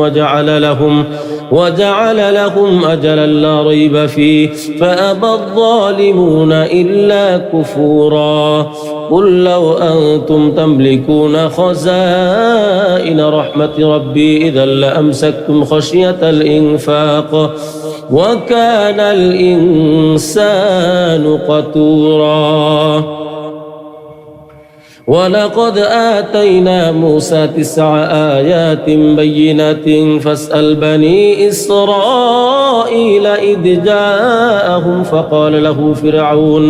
فقال له فرعون إني لأظنك يا موسى مسحورا قال لقد علمت ما أنزل هؤلاء إلا رب السماوات والأرض بصائر وإني لأظنك يا فرعون مثبورا فأراد أن يستفزهم من الأرض فأغرقناه ومن معه جميعا وقلنا من بعده لبني إسرائيل اسكنوا الأرض فإذا جاء وعد الآخرة جئنا بكم لفيفا وبالحق أنزلناه وبالحق نزل وما أرسلناك إلا مبشرا ونذيرا وقرآنا فرقناه لتقرأه على الناس على مكث ونزلناه تنزيلا قل آمنوا به أو لا تؤمنوا إن الذين أوتوا العلم من قبله إذا يتلى عليهم يخرون للأذقان سجدا ويقولون سبحان ربنا إن كان وعد ربنا لمفعولا ويخرون للأذقان يبكون ويزيدهم خشوعا قل ادعوا الله أو ادعوا الرحمن أيما تدعوا فله الأسماء الحسنى ولا تجهر بصلاتك ولا تخافت بها وابتغ بين ذلك سبيلا وقل الحمد لله الذي لم يتخذ ولدا ولم يكن له شريك في الملك ولم يكن له ولي من الذل وكبر بسم الله الرحمن الرحيم الحمد لله الذي أنزل على عبده الكتاب ولم يجعل له عوجا قيما لينذر بأسا شديدا من لدنه ويبشر المؤمنين الذين يعملون الصالحات أن لهم أجرا حسنا ماكثين فيه أبدا وينذر الذين قالوا اتخذ الله ولدا ما لهم به من علم ولا لآبائهم كبرت كلمة تخرج من أفواههم إن يقولون إلا كذبا فلعلك باخع نفسك على آثارهم إن لم يؤمنوا بهذا الحديث أسفا إنا جعلنا ما على الأرض زينة لها لنبلوهم أيهم أحسن عملا وإنا لجاعلون ما عليها صعيدا جرزا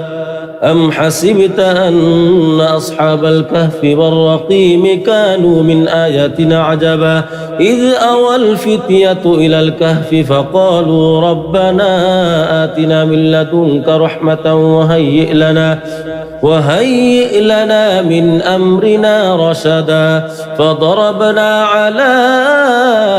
آذانهم في الكهف سنين عددا ثم بعثناهم لنعلم أي الحزبين أحصى لما لبثوا أمدا نحن نقص عليك نبأهم بالحق إنهم فتية آمنوا بربهم وزدناهم هدى وربطنا على قلوبهم إذ قاموا فقالوا ربنا رب السماوات والأرض لن ندعو من دونه إلها لقد قلنا إذا شططا هؤلاء قوم اتخذوا من دونه آلهة لولا يأتون عليهم بسلطان بين فمن أظلم ممن افترى على الله كذبا وإذ اعتزلتموهم وما يعبدون إلا الله فأووا إلى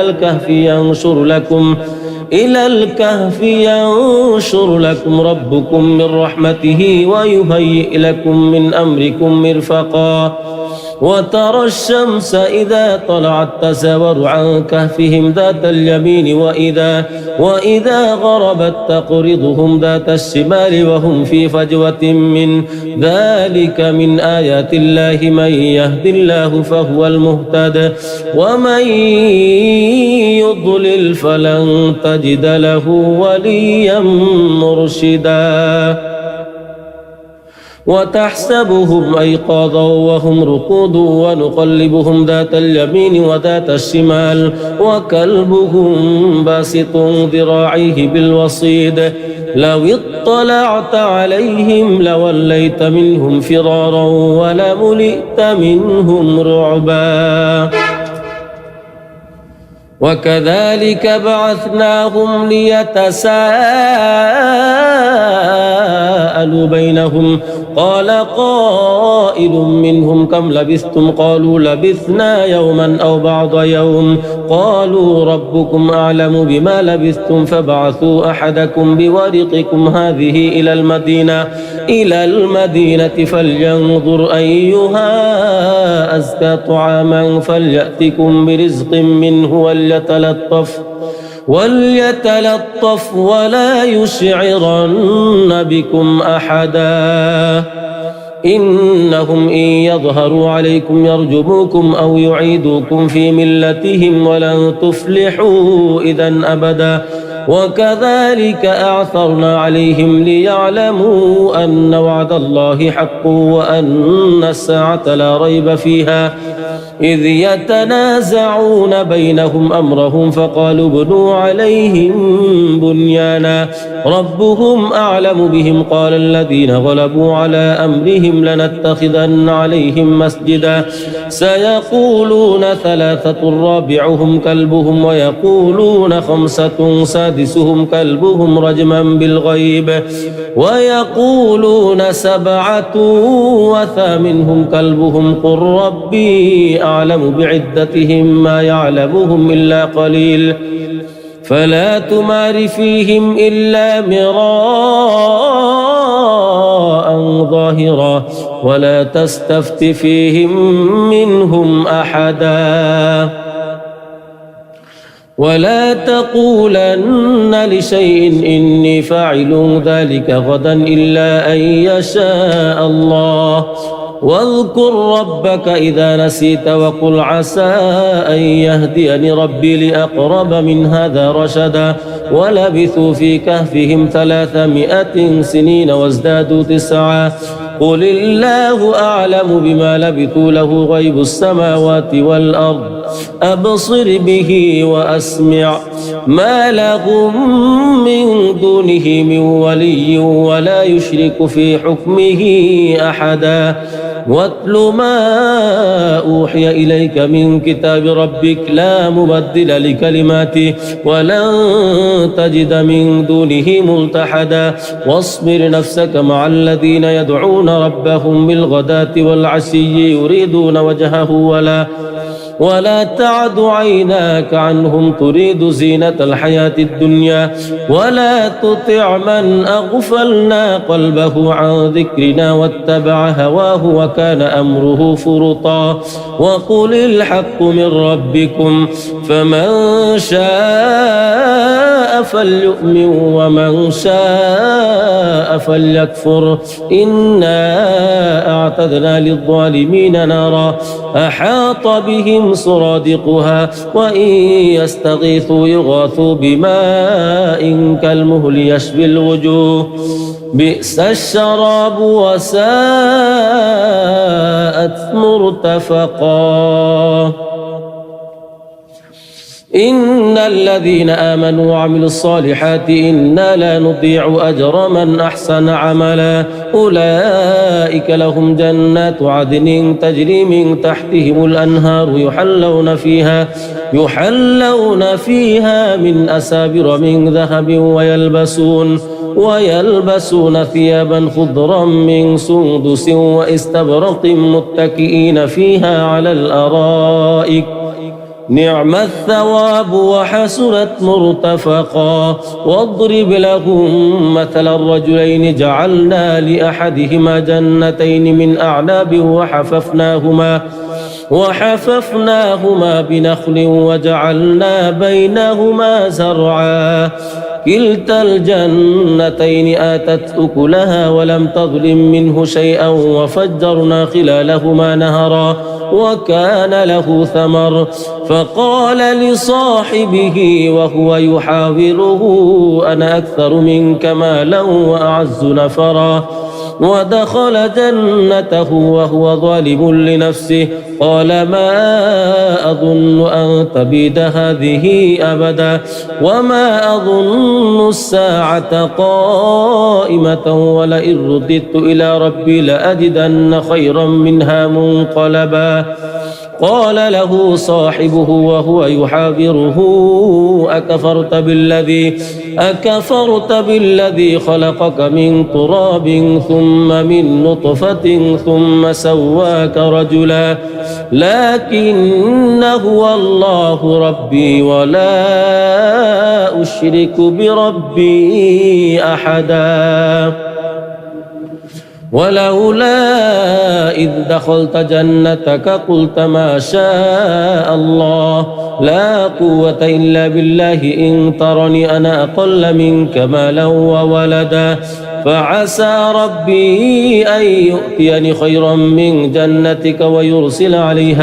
ويرسل عليها حسبانا من السماء فتصبح صعيدا زلقا أو يصبح ماؤها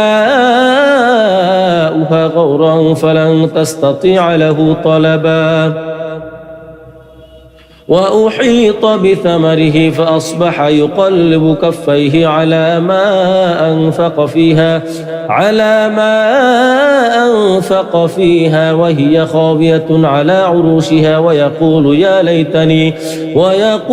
يا ليتني لم أشرك بربي أحدا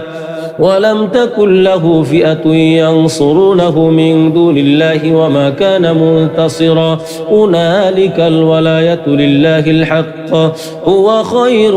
ثوابا وخير عقبا واضرب لهم مثل الحياة الدنيا كماء إن أنزلناه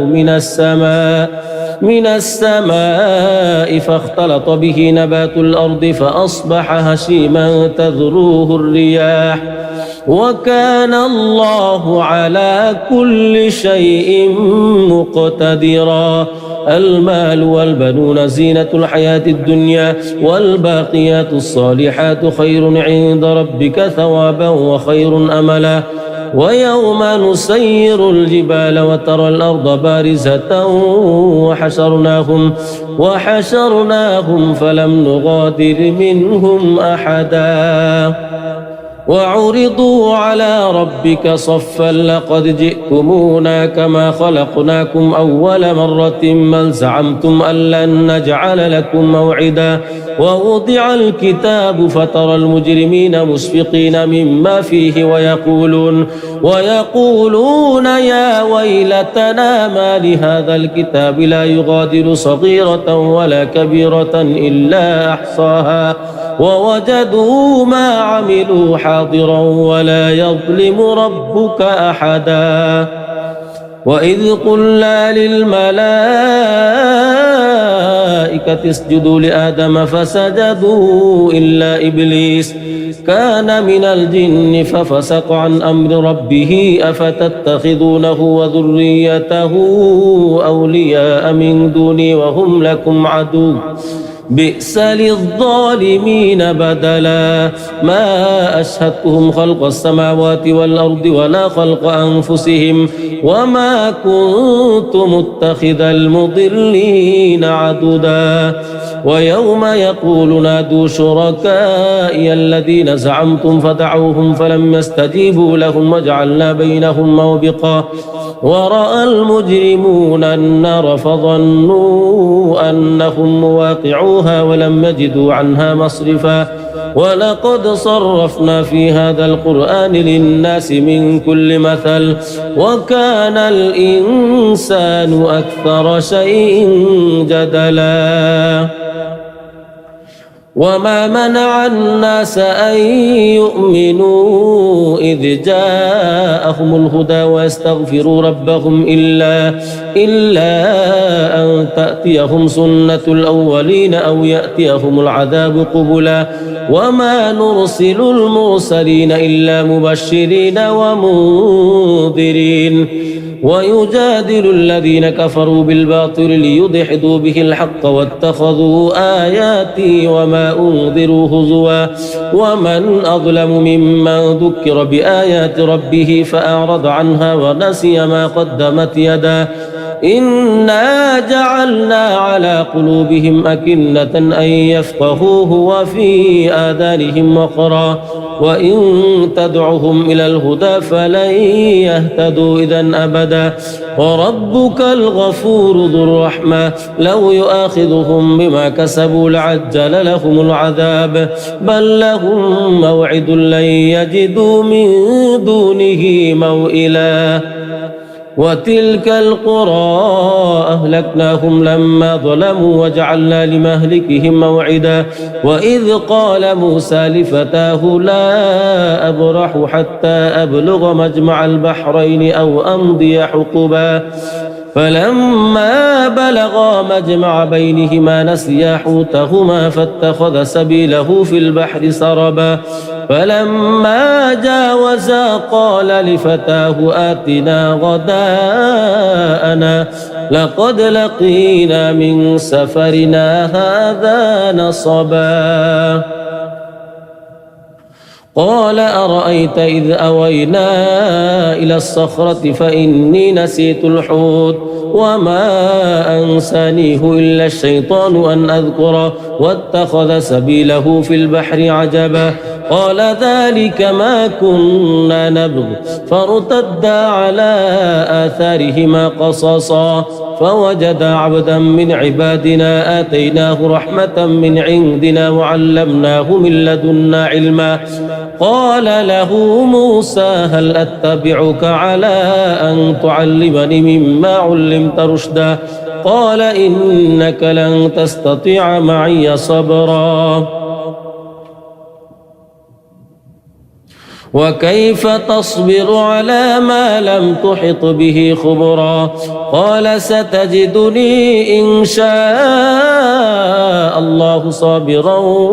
ولا أعصي لك أمرا قال فإن اتبعتني فلا تسألني عن شيء حتى أحدث لك منه ذكرا فانطلقا حتى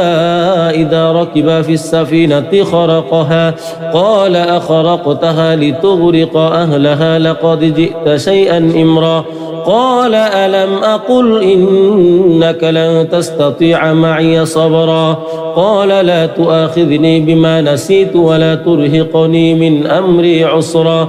فانطلقا حتى إذا لقيا غلاما فقتله قال أقتلت نفسا زكية بغير نفس لقد جئت شيئا نكرا سبحان الذي أسرى بعبده ليلا من المسجد الحرام إلى المسجد الأقصى الذي باركنا حوله لنريه من آياتنا إنه هو السميع البصير وآتينا موسى الكتاب وجعلناه هدى لبني إسرائيل ألا تتخذوا من دوني وكيلا ذرية من حملنا مع نوح إنه كان عبدا شكورا وقضينا إلى بني إسرائيل في الكتاب لتفسدن في الأرض مرتين ولتعلن علوا كبيرا فإذا جاء وعد أولاهما بعثنا عليكم عبادا لنا أولي بأس شديد فجاسوا خلال الديار وكان وعدا مفعولا ثم رددنا لكم الكرة عليهم وأمددناكم بأموال وبنين وجعلناكم أكثر نفيرا إن أحسنتم أحسنتم لأنفسكم وإن أسأتم فلها فإذا جاء وعد الآخرة ليسوءوا وجوهكم وليدخلوا المسجد كما دخلوه أول مرة وليتبروا ما علوا تتبيرا عسى ربكم أن يرحمكم وإن عدتم عدنا وجعلنا جهنم للكافرين حصيرا إن هذا القرآن يهدي للتي هي أقوم ويبشر المؤمنين الذين يعملون الصالحات أن لهم أجرا كبيرا وأن الذين لا يؤمنون بالآخرة أعتدنا لهم عذابا أليما ويدعو الإنسان بالشر دعاءه بالخير وكان الإنسان عجولا وجعلنا الليل والنهار آيتين فمحونا آية الليل وجعلنا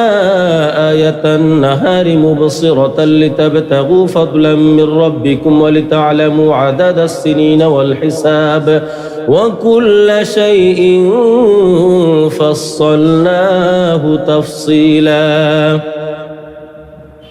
وكل إنسان ألزمناه طائره في عنقه ونخرج له يوم القيامة كتابا يلقاه منشورا اقرأ كتابك كفى بنفسك اليوم عليك حسيبا من اهتدى فإنما يهتدي لنفسه ومن ضل فإنما يضل عليها ولا تزر وازرة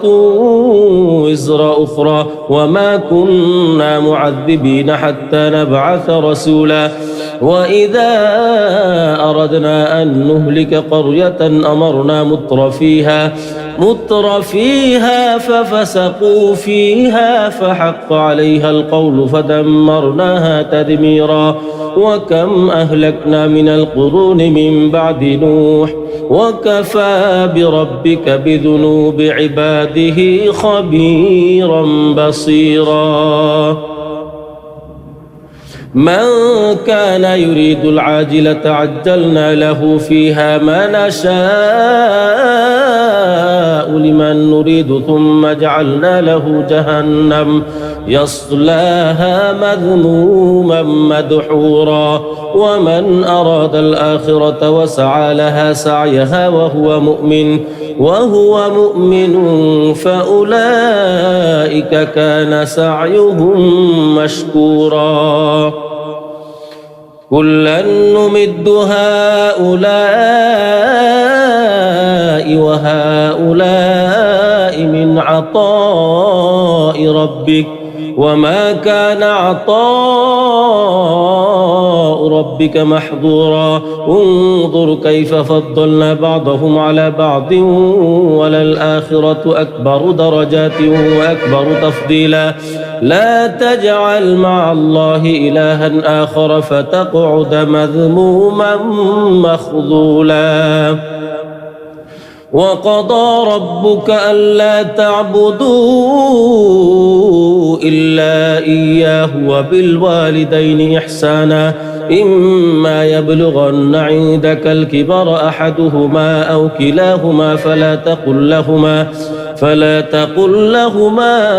أف ولا تنهرهما وقل لهما قولا كريما واخفض لهما جناح الذل من الرحمة وقل رب ارحمهما كما ربياني صغيرا ربكم أعلم بما في نفوسكم إن تكونوا صالحين فإنه كان للأوابين غفورا وآت ذا القربى حقه والمسكين وابن السبيل ولا تبذر تبذيرا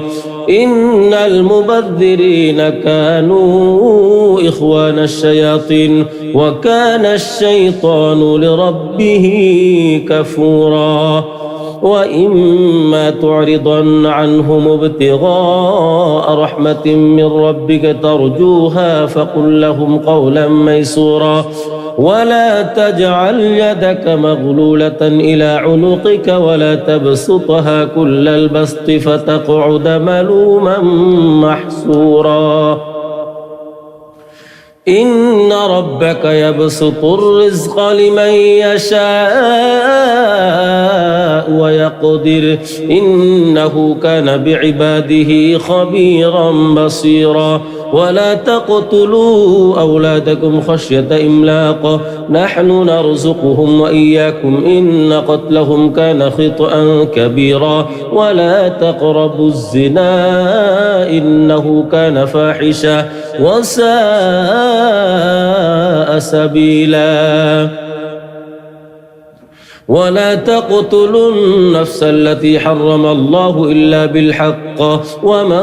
قتل مظلوما فقد جعلنا لوليه سلطانا فلا يسرف في القتل إنه كان منصورا ولا تقربوا مال اليتيم إلا بالتي هي أحسن حتى يبلغ أشده وأوفوا بالعهد إن العهد كان مسؤولا وأوفوا الكيل إذا كلتم وزنوا بالقسطاس المستقيم ذلك خير وأحسن تأويلا ولا تقف ما ليس لك به علم إن السمع والبصر والفؤاد كل أولئك كان عنه مسؤولا ولا تمش في الأرض مرحا إنك لن تخرق الأرض ولن تبلغ الجبال طولا كل ذلك كان سيئه عند ربك مكروها ذلك مما أوحى إليك ربك من الحكمة ولا تجعل مع الله إلها آخر فتلقى في جهنم ملوما مدحورا أفأصفاكم ربكم بالبنين واتخذ من الملائكة إناثا إنكم لتقولون قولا عظيما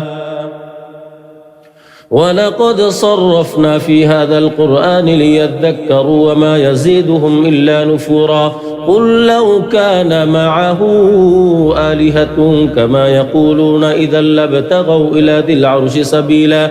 سبحانه وتعالى عما يقولون علوا كبيرا تسبح له السماوات السبع والأرض ومن فيهن وإن من شيء إلا يسبح بحمده ولكن لا تفقهون تسبيحهم إنه كان حليما غفورا وإذا قرأت القرآن جعلنا بينك وبين الذين لا يؤمنون بالآخرة حجابا مستورا وجعلنا على قلوبهم أكنة أن يفقهوه وفي آذانهم وقرا وإذا ذكرت ربك في القرآن وحده ولوا على أدبارهم نفورا نحن أعلم بما يستمعون به إذ يستمعون إليك وإذ هم نجوى إذ يقول الظالمون إن تتبعون إلا رجلا مسحورا انظر كيف ضربوا لك الأمثال فضلوا فلا يستطيعون سبيلا وقالوا أئذا كنا عظاما ورفاتا أئنا لمبعوثون خلقا جديدا قل كونوا حجارة أو حديدا أو خلقا مما يكبر في صدوركم فسيقولون من يعيدنا قل الذي فطركم أول مرة فسينغضون إليك رؤوسهم ويقولون متاه قل عسى أن يكون قريبا يوم يدعوكم فتستجيبون بحمده وتظنون إن لبثتم إلا قليلا وقل لعبادي يقولوا التي هي أحسن إن الشيطان ينزغ بينهم إن الشيطان كان للإنسان عدوا مبينا ربكم أعلم بكم إن يشأ يرحمكم أو إن يشأ يعذبكم وما أرسلناك عليهم وكيلا وربك أعلم بمن في السماوات والأرض ولقد فضلنا بعض النبيين على بعض وآتينا داود زبورا قل ادعوا الذين زعمتم من دونه فلا يملكون كشف الضر عنكم ولا تحويلا أولئك الذين يدعون يبتغون إلى ربهم الوسيلة أيهم أقرب ويرجون رحمته ويخافون عذابه إن عذاب ربك كان محظورا وإن من قرية إلا نحن مهلكوها قبل يوم القيامة أو معذبوها عذابا شديدا كان ذلك في الكتاب مسطورا وما منعنا أن نرسل بالآيات إلا أن كذب بها الأولون وآتينا ثمود الناقة مبصرة فظلموا بها وما نرسل بالآيات إلا تخويفا وإذ قلنا لك إن ربك حاط بالناس وما جعلنا الرؤيا التي أريناك إلا فتنة للناس والشجرة الملعونة في القرآن ونخوفهم فما يزيدهم إلا طغيانا كبيرا وإذ قلنا للملائكة اسجدوا لآدم فسجدوا إلا إبليس قال أأسجد لمن خلقت طينا قال أرأيتك هذا الذي كرمت علي لئن أخرتني إلى يوم القيامة لأحتنكن ذريته إلا قليلا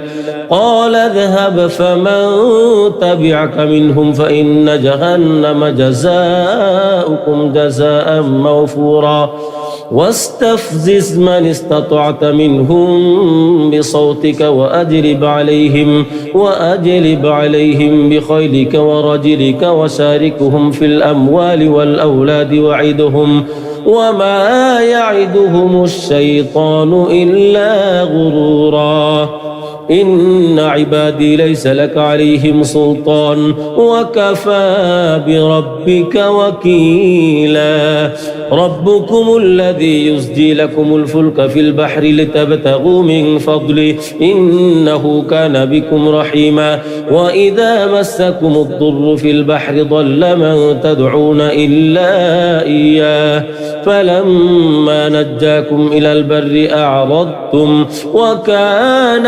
الإنسان كفورا أفأمنتم أن يخسف بكم جانب البر أو يرسل عليكم حاصبا ثم لا تجدوا لكم وكيلا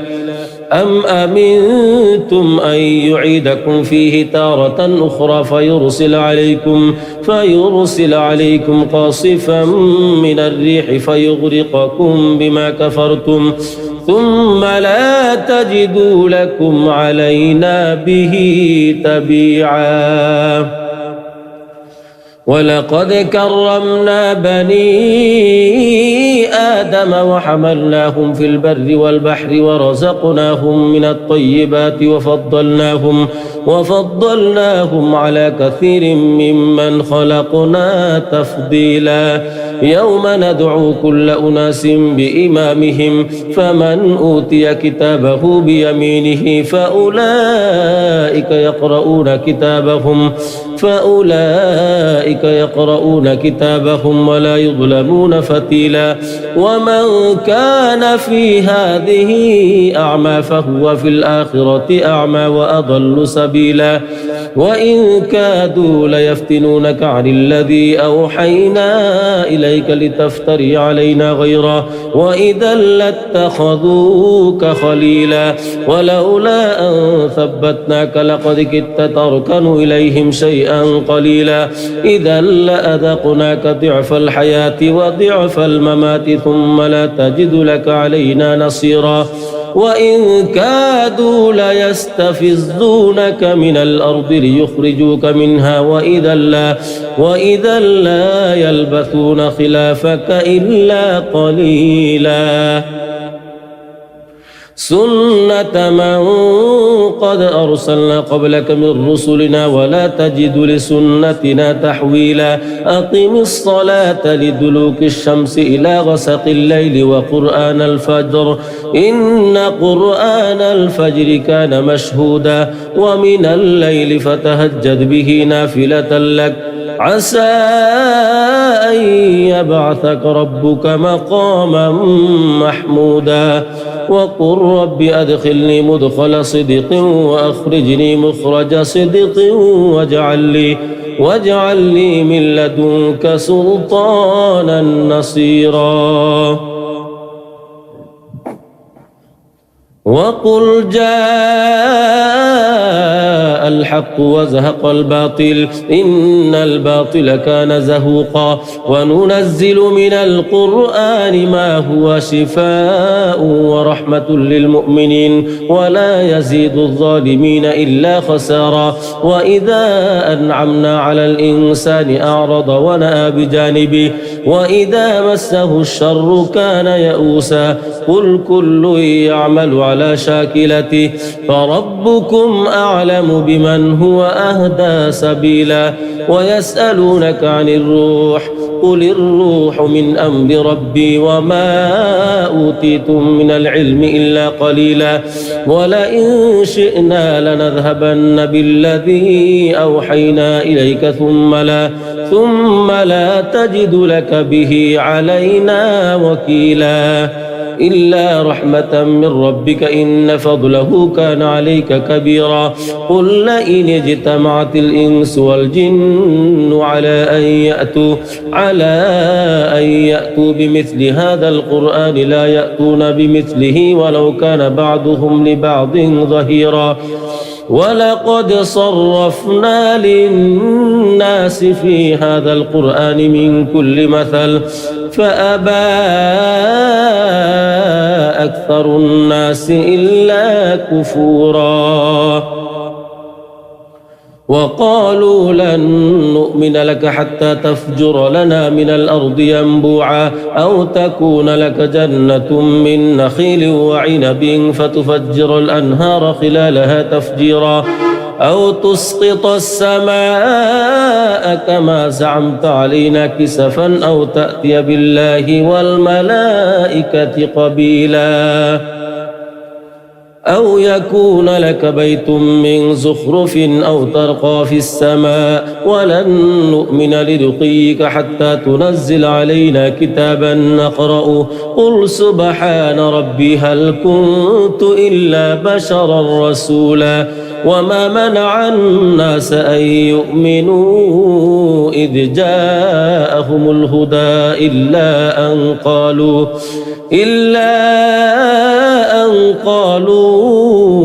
أبعث الله بشرا رسولا قل لو كان في الأرض ملائكة يمشون مطمئنين لنزلنا عليهم من السماء ملكا رسولا قل كفى بالله شهيدا بيني وبينكم إنه كان بعباده خبيرا بصيرا من يهد الله فهو المهتد ومن يضلل فلن تجد لهم أولياء من دونه ونحشرهم يوم القيامة على وجوههم عميا وبكما وصما مأواهم جهنم كلما خبت زدناهم سعيرا ذلك جزاؤهم بأنهم كفروا بآياتنا وقالوا أئذا كنا عظاما ورفاتا أئنا لمبعوثون خلقا جديدا أولم يروا أن الله الذي خلق السماوات والأرض قادر على أن يخلق مثلهم وجعل لهم أجلا لا ريب فيه فأبى الظالمون إلا كفورا قل لو أنتم تملكون خزائن رحمة ربي إذا لأمسكتم خشية الإنفاق وكان الإنسان قتورا ولقد آتينا موسى 9 آيات بينات فاسأل بني إسرائيل إذ جاءهم فقال له فرعون إني لأظنك يا موسى مسحورا قال لقد علمت ما أنزل هؤلاء إلا رب السماوات والأرض بصائر وإني لأظنك يا فرعون مثبورا فأراد أن يستفزهم من الأرض فأغرقناه ومن معه جميعا وقلنا من بعده لبني إسرائيل اسكنوا الأرض فإذا جاء وعد الآخرة جئنا بكم لفيفا وبالحق أنزلناه وبالحق نزل وما أرسلناك إلا مبشرا ونذيرا وقرآنا فرقناه لتقرأه على الناس على مكث ونزلناه تنزيلا قل آمنوا به أو لا تؤمنوا إن الذين أوتوا العلم من قبله إذا يتلى عليهم يخرون للأذقان سجدا ويقولون سبحان ربنا إن كان وعد ربنا لمفعولا ويخرون للأذقان يبكون ويزيدهم خشوعا قل ادعوا الله أو ادعوا الرحمن أيما تدعوا فله الأسماء الحسنى ولا تجهر بصلاتك ولا تخافت بها وابتغ بين ذلك سبيلا وقل الحمد لله الذي لم يتخذ ولدا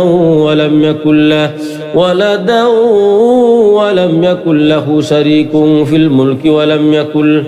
ولم يكن له ولي من الذل وكبره تكبيرا بسم الله الرحمن الرحيم الحمد لله الذي أنزل على عبده الكتاب ولم يجعل له عوجا قيما لينذر بأسا شديدا من لدنه ويبشر المؤمنين الذين يعملون الصالحات أن لهم أجرا حسنا ماكثين فيه أبدا وينذر الذين قالوا اتخذ الله ولدا ما لهم به من علم ولا لآبائهم كبرت كلمة تخرج من أفواههم إن يقولون إلا كذبا فلعلك باخع نفسك على آثارهم إن لم يؤمنوا بهذا الحديث أسفا إنا جعلنا ما على الأرض زينة لها لنبلوهم أيهم أحسن عملا وإنا لجاعلون ما عليها صعيدا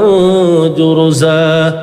أم حسبت أن أصحاب الكهف والرقيم كانوا من آياتنا عجبا إذ أوى الفتية إلى الكهف فقالوا ربنا آتنا من لدنك رحمة وهيئ لنا من أمرنا رشدا فضربنا على آذانهم في الكهف سنين عددا ثم بعثناهم لنعلم أي الحزبين أحصى لما لبثوا أمدا نحن نقص عليك نبأهم بالحق إنهم فتية آمنوا بربهم وزدناهم هدى وربطنا على قلوبهم إذ قاموا فقالوا ربنا رب السماوات والأرض لن ندعو من دونه إلها لقد قلنا إذا شططا هؤلاء قوم اتخذوا من دونه آلهة لولا يأتون عليهم بسلطان بين فمن أظلم ممن افترى على الله كذبا وإذ اعتزلتموهم وما يعبدون إلا الله فأووا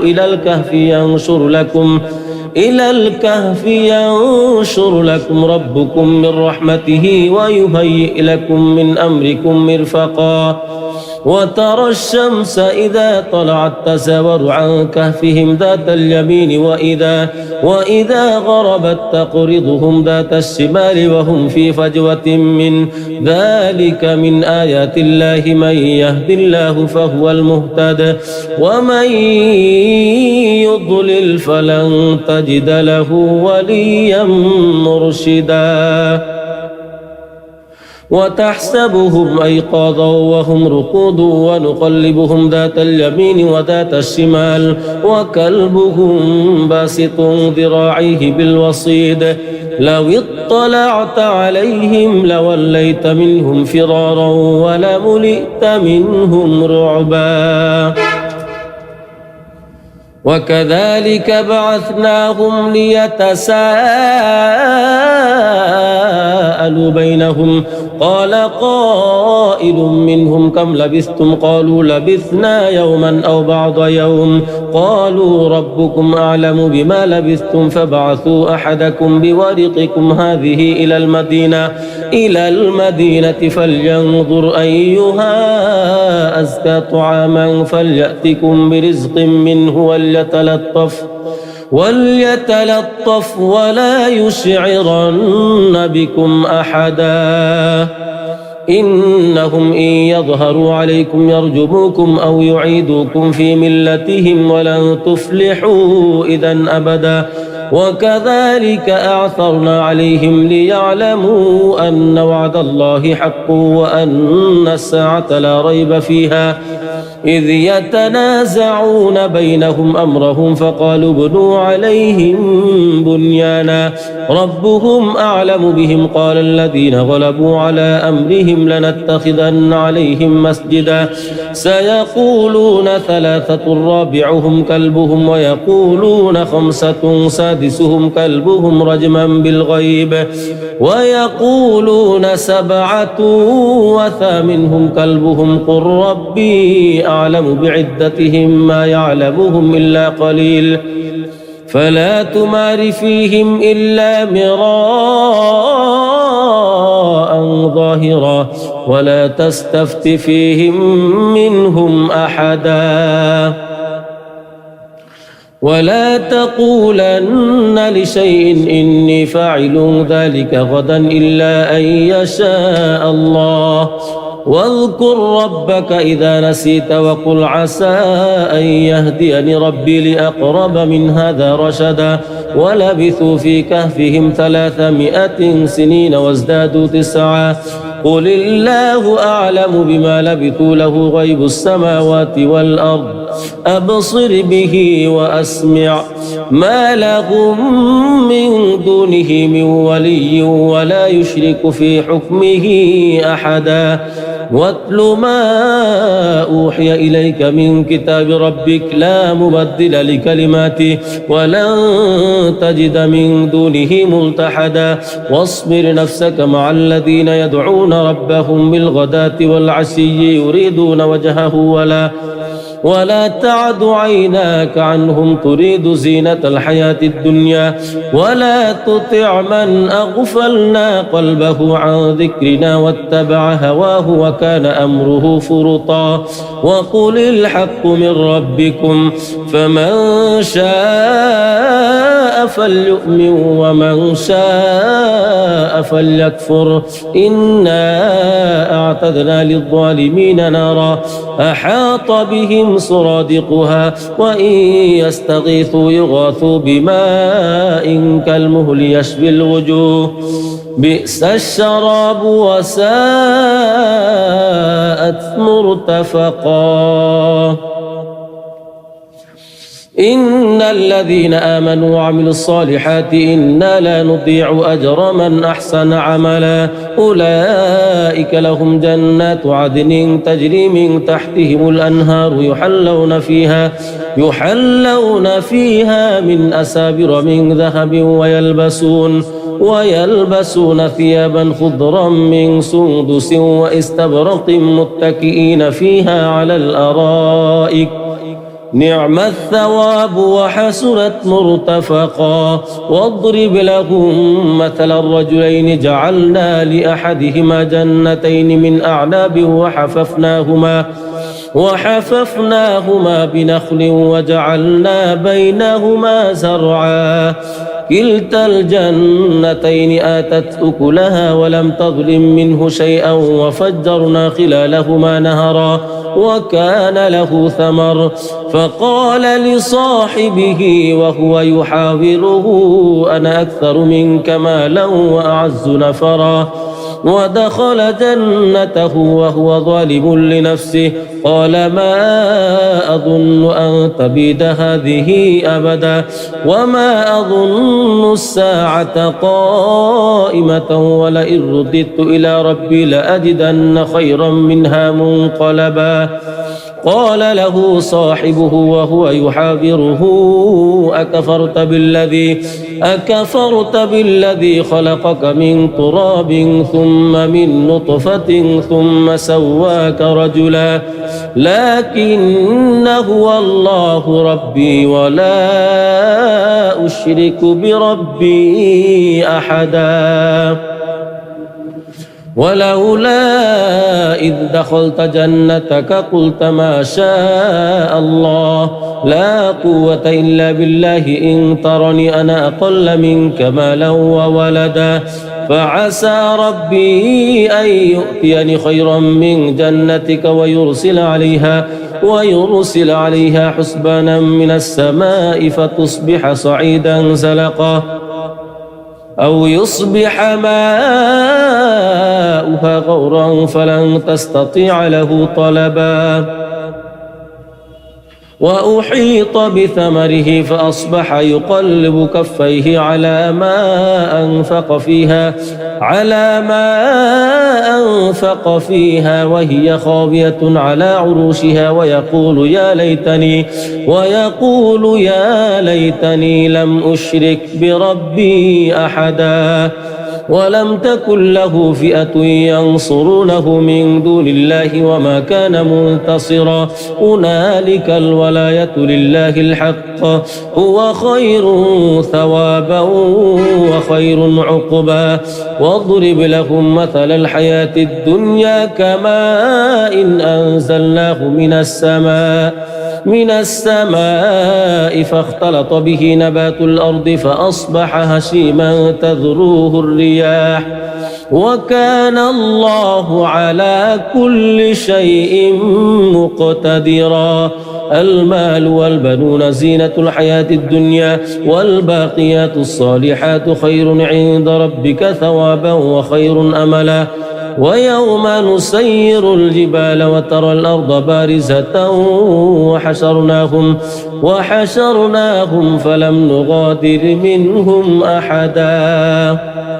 وعرضوا على ربك صفا لقد جئتمونا كما خلقناكم أول مرة بل زعمتم أن لن نجعل لكم موعدا ووضع الكتاب فترى المجرمين مشفقين مما فيه ويقولون يا ويلتنا ما لهذا الكتاب لا يغادر صغيرة ولا كبيرة إلا أحصاها ووجدوا ما عملوا حاضرا ولا يظلم ربك أحدا وإذ قلنا للملائكة اسجدوا لآدم فسجدوا إلا إبليس كان من الجن ففسق عن أمر ربه أفتتخذونه وذريته أولياء من دوني وهم لكم عدو بئس للظالمين بدلا ما أشهدتهم خلق السماوات والأرض ولا خلق أنفسهم وما كنت متخذ المضلين عضدا ويوم يقول نادوا شركائي الذين زعمتم فدعوهم فلم يستجيبوا لهم وجعلنا بينهم موبقا ورأى المجرمون النار فظنوا أنهم مواقعوها ولم يجدوا عنها مصرفا ولقد صرفنا في هذا القرآن للناس من كل مثل وكان الإنسان أكثر شيء جدلا وما منع الناس أن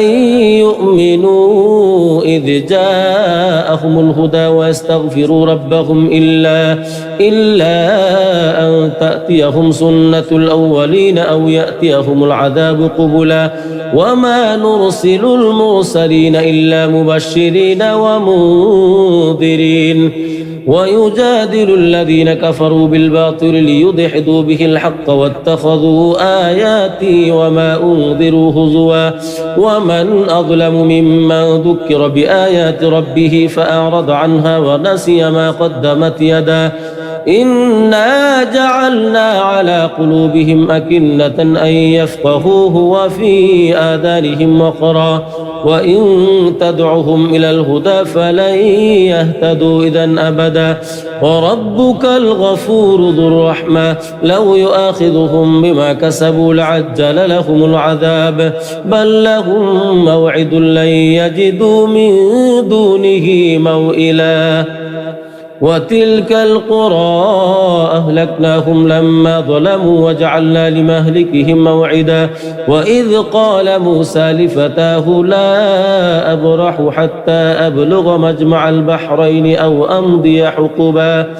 فلما بلغا مجمع بينهما نسيا حوتهما فاتخذ سبيله في البحر سربا فلما جاوزا قال لفتاه آتنا غداءنا لقد لقينا من سفرنا هذا نصبا قال أرأيت إذ أوينا إلى الصخرة فإني نسيت الحوت وما أنسانيه إلا الشيطان أن أذكره واتخذ سبيله في البحر عجبا قال ذلك ما كنا نبغ فارتدا على آثارهما قصصا فوجدا عبدا من عبادنا آتيناه رحمة من عندنا وعلمناه من لدنا علما قال له موسى هل أتبعك على أن تعلمني مما علمت رشدا قال إنك لن تستطيع معي صبرا وكيف تصبر على ما لم تحط به خبرا قال ستجدني إن شاء الله صابرا ولا أعصي لك أمرا قال فإن اتبعتني فلا تسألني عن شيء حتى أحدث لك منه ذكرا فانطلقا حتى إذا ركبا في السفينة خرقها قال أخرقتها لتغرق أهلها لقد جئت شيئا إمرا قال ألم أقل إنك لن تستطيع معي صبرا قال لا تؤاخذني بما نسيت ولا ترهقني من أمري عسرا فانطلقا حتى إذا لقيا غلاما فقتله قال أقتلت نفسا زكية بغير نفس لقد جئت شيئا نكرا سبحان الذي أسرى بعبده ليلا من المسجد الحرام إلى المسجد الأقصى الذي باركنا حوله لنريه من آياتنا إنه هو السميع البصير وآتينا موسى الكتاب وجعلناه هدى لبني إسرائيل ألا تتخذوا من دوني وكيلا ذرية من حملنا مع نوح إنه كان عبدا شكورا وقضينا إلى بني إسرائيل في الكتاب لتفسدن في الأرض مرتين ولتعلن علوا كبيرا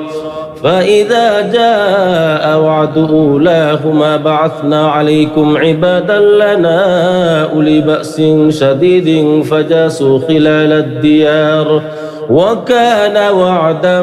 مفعولا ثم رددنا لكم الكرة عليهم وأمددناكم بأموال وبنين وجعلناكم أكثر نفيرا إن أحسنتم أحسنتم لأنفسكم وإن أسأتم فلها فإذا جاء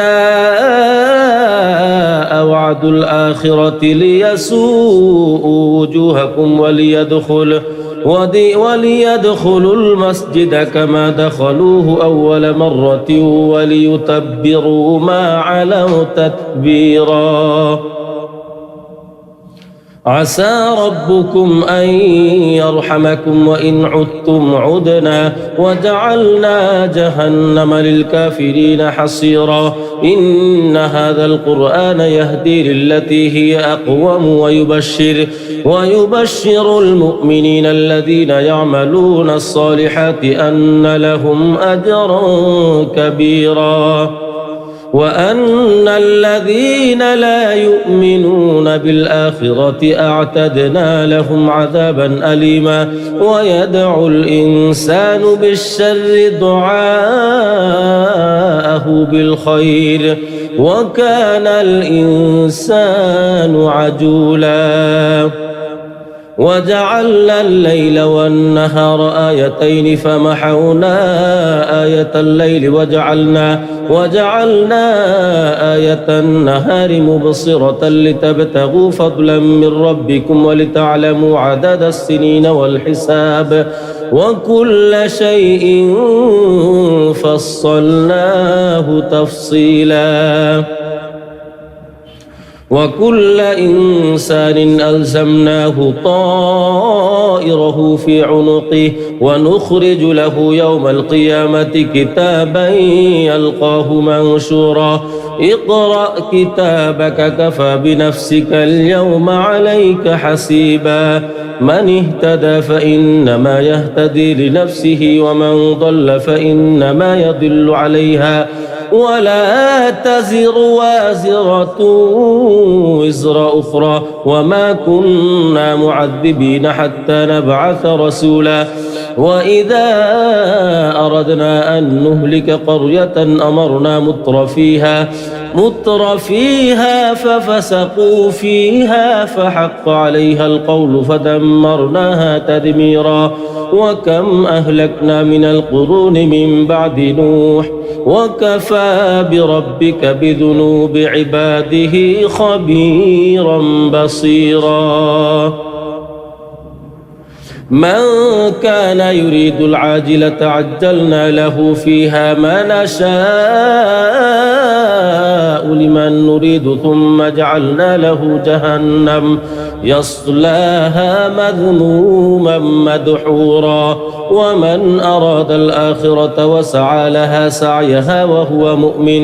وهو مؤمن فأولئك كان سعيهم مشكورا كلا نمد هؤلاء وهؤلاء من عطاء ربك وما كان عطاء ربك محظورا انظر كيف فضلنا بعضهم على بعض وللآخرة أكبر درجات وأكبر تفضيلا لا تجعل مع الله إلها آخر فتقعد مذموما مخذولا وقضى ربك ألا تعبدوا إلا إياه وبالوالدين إحسانا إما يبلغن عندك الكبر أحدهما أو كلاهما فلا تقل لهما أف ولا تنهرهما وقل لهما قولا كريما واخفض لهما جناح الذل من الرحمة وقل رب ارحمهما كما ربياني صغيرا ربكم أعلم بما في نفوسكم إن تكونوا صالحين فإنه كان للأوابين غفورا وآت ذا القربى حقه والمسكين وابن السبيل ولا تبذر تبذيرا إن المبذرين كانوا إخوان الشياطين وكان الشيطان لربه كفورا وإما تعرضن عنهم ابتغاء رحمة من ربك ترجوها فقل لهم قولا ميسورا ولا تجعل يدك مغلولة إلى عنقك ولا تبسطها كل البسط فتقعد ملوما محسورا إن ربك يبسط الرزق لمن يشاء ويقدر إنه كان بعباده خبيرا بصيرا ولا تقتلوا أولادكم خشية إملاق نحن نرزقهم وإياكم إن قتلهم كان خطأ كبيرا ولا تقربوا الزنا إنه كان فاحشا وساء سبيلا ولا تقتلوا النفس التي حرم الله إلا بالحق ومن قتل مظلوما فقد جعلنا لوليه سلطانا فلا يسرف في القتل إنه كان منصورا ولا تقربوا مال اليتيم إلا بالتي هي أحسن حتى يبلغ أشده وأوفوا بالعهد إن العهد كان مسؤولا وأوفوا الكيل إذا كلتم وزنوا بالقسطاس المستقيم ذلك خير وأحسن تأويلا ولا تقف ما ليس لك به علم إن السمع والبصر والفؤاد كل أولئك كان عنه مسؤولا ولا تمش في الأرض مرحا إنك لن تخرق الأرض ولن تبلغ الجبال طولا كل ذلك كان سيئه عند ربك مكروها ذلك مما أوحى إليك ربك من الحكمة ولا تجعل مع الله إلها آخر فتلقى في جهنم ملوما مدحورا أفأصفاكم ربكم بالبنين واتخذ من الملائكة إناثا إنكم لتقولون قولا عظيما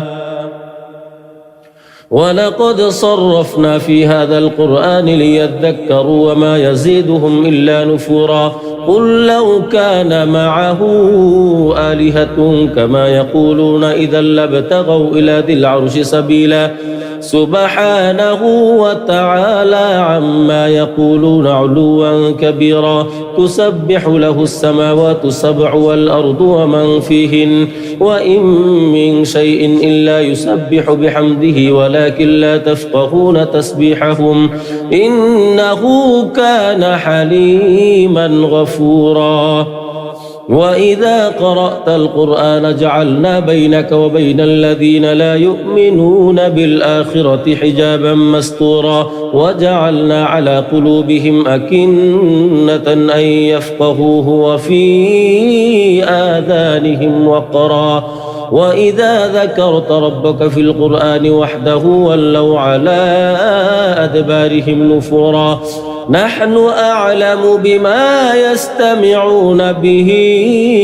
إذ يستمعون إليك وإذ هم نجوى إذ يقول الظالمون إن تتبعون إلا رجلا مسحورا انظر كيف ضربوا لك الأمثال فضلوا فلا يستطيعون سبيلا وقالوا أئذا كنا عظاما ورفاتا أئنا لمبعوثون خلقا جديدا قل كونوا حجارة أو حديدا أو خلقا مما يكبر في صدوركم فسيقولون من يعيدنا قل الذي فطركم أول مرة فسينغضون إليك رؤوسهم ويقولون متاه قل عسى أن يكون قريبا يوم يدعوكم فتستجيبون بحمده وتظنون إن لبثتم إلا قليلا وقل لعبادي يقول التي هي أحسن إن الشيطان ينزغ بينهم إن الشيطان كان للإنسان عدوا مبينا ربكم أعلم بكم إن يشأ يرحمكم أو إن يشأ يعذبكم وما أرسلناك عليهم وكيلا وربك أعلم بمن في السماوات والأرض ولقد فضلنا بعض النبيين على بعض وآتينا داود زبورا قل ادعوا الذين زعمتم من دونه فلا يملكون كشف الضر عنكم ولا تحويلا أولئك الذين يدعون يبتغون إلى ربهم الوسيلة أيهم أقرب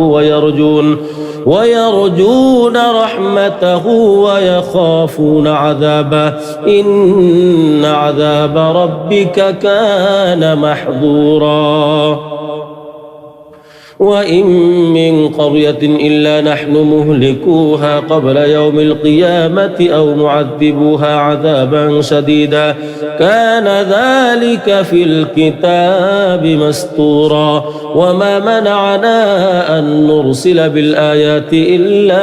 أن كذب بها الأولون وآتينا ثمود الناقة مبصرة فظلموا بها وما نرسل بالآيات إلا تخويفا وإذ قلنا لك إن ربك حاط بالناس وما جعلنا الرؤيا التي أريناك إلا فتنة للناس والشجرة الملعونة في القرآن ونخوفهم فما يزيدهم إلا طغيانا كبيرا وإذ قلنا للملائكة اسجدوا لآدم فسجدوا إلا إبليس قال أأسجد لمن خلقت طينا قال أرأيتك هذا الذي كرمت علي لئن أخرتني إلى يوم القيامة لأحتنكن ذريته إلا قليلا قال اذهب فمن تبعك منهم فإن جهنم جزاؤكم جزاء موفورا واستفزز من استطعت منهم بصوتك وأجلب عليهم بخيلك ورجلك وشاركهم في الأموال والأولاد وعدهم وما يعدهم الشيطان إلا غرورا إن عبادي ليس لك عليهم سلطان وكفى بربك وكيلا ربكم الذي يزجي لكم الفلك في البحر لتبتغوا من فضله إنه كان بكم رحيما وإذا مسكم الضر في البحر ضل من تدعون إلا إياه فلما نجاكم إلى البر أعرضتم وكان الإنسان كفورا أفأمنتم أن يخسف بكم جانب البر أو يرسل عليكم حاصبا ثم لا تجدوا لكم وكيلا أم أمنتم أن يعيدكم فيه تارة أخرى فيرسل عليكم قاصفا من الريح فيغرقكم بما كفرتم ثم لا تجدوا لكم علينا به تبيعا ولقد كرمنا بني آدم وحملناهم في البر والبحر ورزقناهم من الطيبات وفضلناهم على كثير ممن خلقنا تفضيلا يوم ندعو كل أناس بإمامهم فمن أوتي كتابه بيمينه فأولئك يقرؤون كتابهم ولا يظلمون فتيلا ومن كان في هذه أعمى فهو في الآخرة أعمى وأضل سبيلا وإن كادوا ليفتنونك عن الذي أوحينا إليك لتفتري علينا غيره وإذا لاتخذوك خليلا ولولا أن ثبتناك لقد كدت تركن إليهم شيئا قليلا إذا لأذقناك ضعف الحياة وضعف الممات ثم لا تجد لك علينا نصيرا وإن كادوا ليستفزونك من الأرض ليخرجوك منها وإذا لا يلبثون خلافك إلا قليلا سنة من قد أرسلنا قبلك من رسلنا ولا تجد لسنتنا تحويلا أقم الصلاة لدلوك الشمس إلى غسق الليل وقرآن الفجر إن قرآن الفجر كان مشهودا ومن الليل فتهجد به نافلة لك عسى أن يبعثك ربك مقاما محمودا وقل رب أدخلني مدخل صدق وأخرجني مخرج صدق واجعل لي من لدنك سلطانا نصيرا وقل جاء الحق وزهق الباطل إن الباطل كان زهوقا وننزل من القرآن ما هو شفاء ورحمة للمؤمنين ولا يزيد الظالمين إلا خسارا وإذا أنعمنا على الإنسان أعرض ونأى بجانبه وإذا مسه الشر كان يئوسا قل كل يعمل على شاكلته فربكم أعلم بمن هو أهدى سبيلا ويسألونك عن الروح قل الروح من أمر ربي وما أوتيتم من العلم إلا قليلا ولئن شئنا لنذهبن بالذي أوحينا إليك ثم لا تجد لك به علينا وكيلا إلا رحمة من ربك إن فضله كان عليك كبيرا قل لئن اجتمعت الإنس والجن على أن يأتوا بمثل هذا القرآن لا يأتون بمثله ولو كان بعضهم لبعض ظهيرا ولقد صرفنا للناس في هذا القرآن من كل مثل فأبى أكثر الناس إلا كفورا وقالوا لن نؤمن لك حتى تفجر لنا من الأرض ينبوعا أو تكون لك جنة من نخيل وعنب فتفجر الأنهار خلالها تفجيرا أو تسقط السماء كما زعمت علينا كسفا أو تأتي بالله والملائكة قبيلا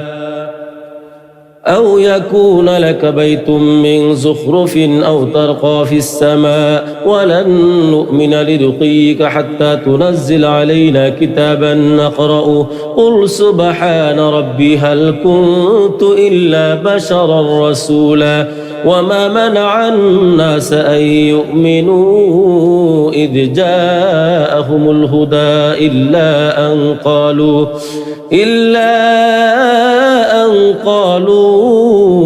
أبعث الله بشرا رسولا قل لو كان في الأرض ملائكة يمشون مطمئنين لنزلنا عليهم من السماء ملكا رسولا قل كفى بالله شهيدا بيني وبينكم إنه كان بعباده خبيرا بصيرا من يهد الله فهو المهتد ومن يضلل فلن تجد لهم أولياء من دونه ونحشرهم يوم القيامة على وجوههم عميا وبكما وصما مأواهم جهنم كلما خبت زدناهم سعيرا ذلك جزاؤهم بأنهم كفروا بآياتنا وقالوا أئذا كنا عظاما ورفاتا أئنا لمبعوثون خلقا جديدا أولم يروا أن الله الذي خلق السماوات والأرض قادر على أن يخلق مثلهم وجعل لهم أجلا لا ريب فيه فأبى الظالمون إلا كفورا قل لو أنتم تملكون خزائن رحمة ربي إذا لأمسكتم خشية الإنفاق وكان الإنسان قتورا ولقد آتينا موسى 9 آيات بينات فاسأل بني إسرائيل إذ جاءهم فقال له فرعون إني لأظنك يا موسى مسحورا قال لقد علمت ما أنزل هؤلاء إلا رب السماوات والأرض بصائر وإني لأظنك يا فرعون مثبورا فأراد أن يستفزهم من الأرض فأغرقناه ومن معه جميعا وقلنا من بعده لبني إسرائيل اسكنوا الأرض فإذا جاء وعد الآخرة جئنا بكم لفيفا وبالحق أنزلناه وبالحق نزل وما أرسلناك إلا مبشرا ونذيرا وقرآنا فرقناه لتقرأه على الناس على مكث ونزلناه تنزيلا قل آمنوا به أو لا تؤمنوا إن الذين أوتوا العلم من قبله إذا يتلى عليهم يخرون للأذقان سجدا ويقولون سبحان ربنا إن كان وعد ربنا لمفعولا ويخرون للأذقان يبكون ويزيدهم خشوعا قل ادعوا الله أو ادعوا الرحمن أيما تدعوا فله الأسماء الحسنى ولا تجهر بصلاتك ولا تخافت بها وابتغ بين ذلك سبيلا وقل الحمد لله الذي لم يتخذ ولدا ولم يكن له شريك في الملك ولم يكن له ولي من الذل وكبره تكبيرا بسم الله الرحمن الرحيم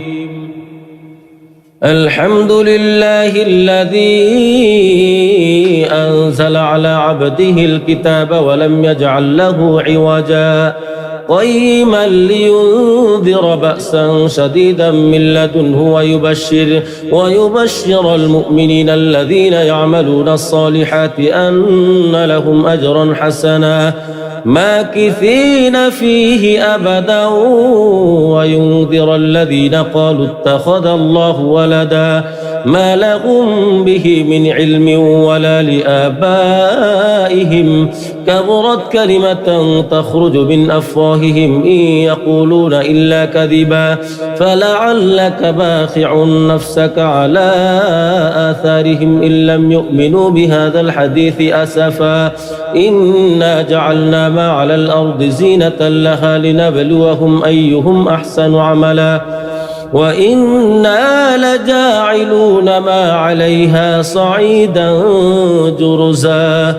أم حسبت أن أصحاب الكهف والرقيم كانوا من آياتنا عجبا إذ أوى الفتية إلى الكهف فقالوا ربنا آتنا من لدنك رحمة وهيئ لنا من أمرنا رشدا فضربنا على آذانهم في الكهف سنين عددا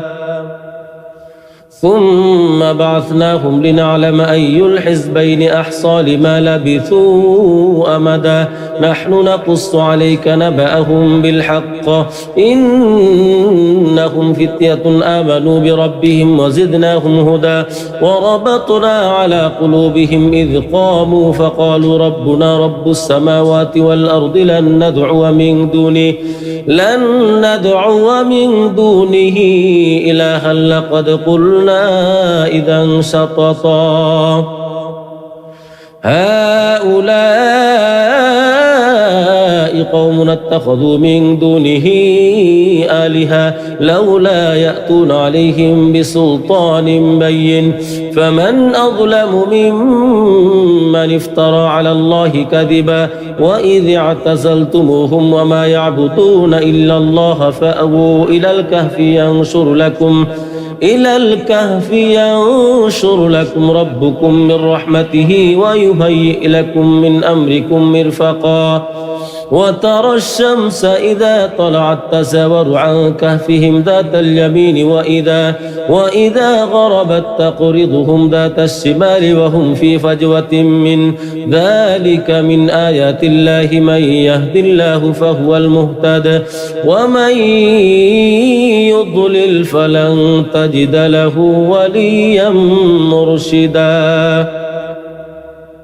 وتحسبهم أيقاظا وهم رقود ونقلبهم ذات اليمين وذات الشمال وكلبهم باسط ذراعيه بالوصيد لو اطلعت عليهم لوليت منهم فرارا ولملئت منهم رعبا وكذلك بعثناهم ليتساءلوا بينهم قال قائل منهم كم لبثتم قالوا لبثنا يوما أو بعض يوم قالوا ربكم أعلم بما لبثتم فابعثوا أحدكم بورقكم هذه إلى المدينة فلينظر أيها أزكى طعاما فليأتكم برزق منه وليتلطف ولا يشعرن بكم أحدا إنهم إن يظهروا عليكم يرجموكم أو يعيدوكم في ملتهم ولن تفلحوا إذا أبدا وكذلك أعثرنا عليهم ليعلموا أن وعد الله حق وأن الساعة لا ريب فيها إذ يتنازعون بينهم أمرهم فقالوا ابنوا عليهم بنيانا ربهم أعلم بهم قال الذين غلبوا على أمرهم لنتخذن عليهم مسجدا سيقولون ثلاثة رابعهم كلبهم ويقولون خمسة سادسهم كلبهم رجما بالغيب ويقولون سبعة وثامنهم كلبهم قل ربي أعلم بعدتهم ما يعلمهم إلا قليل فلا تمار فيهم إلا مراء ظاهرا ولا تستفت فيهم منهم أحدا ولا تقولن لشيء إني فاعل ذلك غدا إلا أن يشاء الله واذكر ربك إذا نسيت وقل عسى أن يهديني ربي لأقرب من هذا رشدا ولبثوا في كهفهم 300 سنين وازدادوا 9 قل الله أعلم بما لبثوا له غيب السماوات والأرض أبصر به وأسمع ما لهم من دونه من ولي ولا يشرك في حكمه أحدا واتل ما أوحي إليك من كتاب ربك لا مبدل لكلماته ولن تجد من دونه ملتحدا واصبر نفسك مع الذين يدعون ربهم بالغداة والعشي يريدون وجهه ولا تعد عيناك عنهم تريد زينة الحياة الدنيا ولا تطع من أغفلنا قلبه عن ذكرنا واتبع هواه وكان أمره فرطا وقل الحق من ربكم فمن شاء فليؤمن ومن شاء فليكفر إنا أعتدنا للظالمين نارا أحاط بهم سرادقها وإن يستغيثوا يغاثوا بماء كالمهل يشوي الوجوه بئس الشراب وساءت مرتفقا إن الذين آمنوا وعملوا الصالحات إنا لا نضيع أجر من أحسن عملا أولئك لهم جنات عدن تجري من تحتهم الأنهار يحلون فيها من أسابر من ذهب ويلبسون ثيابا خضرا من سندس واستبرق متكئين فيها على الأرائك نعم الثواب وحسنت مرتفقا واضرب لهم مثل الرجلين جعلنا لأحدهما جنتين من أعناب وحففناهما بنخل وجعلنا بينهما زرعا كلتا الجنتين آتت أكلها ولم تظلم منه شيئا وفجرنا خلالهما نهرا وكان له ثمر فقال لصاحبه وهو يحاوره أنا أكثر منك مالا وأعز نفرا ودخل جنته وهو ظالم لنفسه قال ما أظن أن تبيد هذه أبدا وما أظن الساعة قائمة ولئن رددت إلى ربي لأجدن خيرا منها منقلبا قال له صاحبه وهو يحاوره أكفرت بالذي خلقك من تراب ثم من نطفة ثم سواك رجلا لكن هو الله ربي ولا أشرك بربي أحدا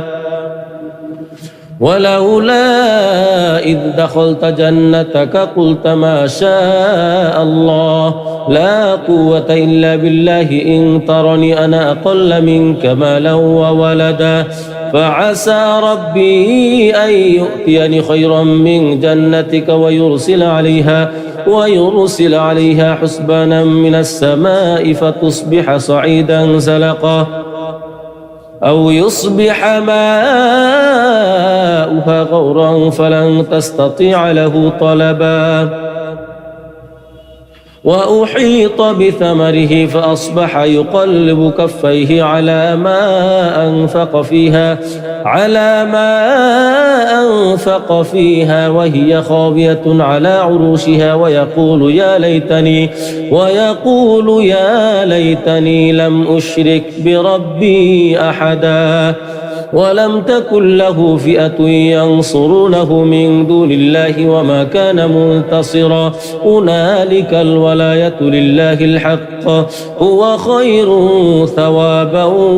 وخير عقبا واضرب لهم مثل الحياة الدنيا كماء إن أنزلناه من السماء فاختلط به نبات الأرض فأصبح هشيما تذروه الرياح وكان الله على كل شيء مقتدرا المال والبنون زينة الحياة الدنيا والباقيات الصالحات خير عند ربك ثوابا وخير أملا ويوم نسير الجبال وترى الأرض بارزة وحشرناهم فلم نغادر منهم أحدا وعرضوا على ربك صفا لقد جئتمونا كما خلقناكم أول مرة بل زعمتم أن لن نجعل لكم موعدا ووضع الكتاب فترى المجرمين مشفقين مما فيه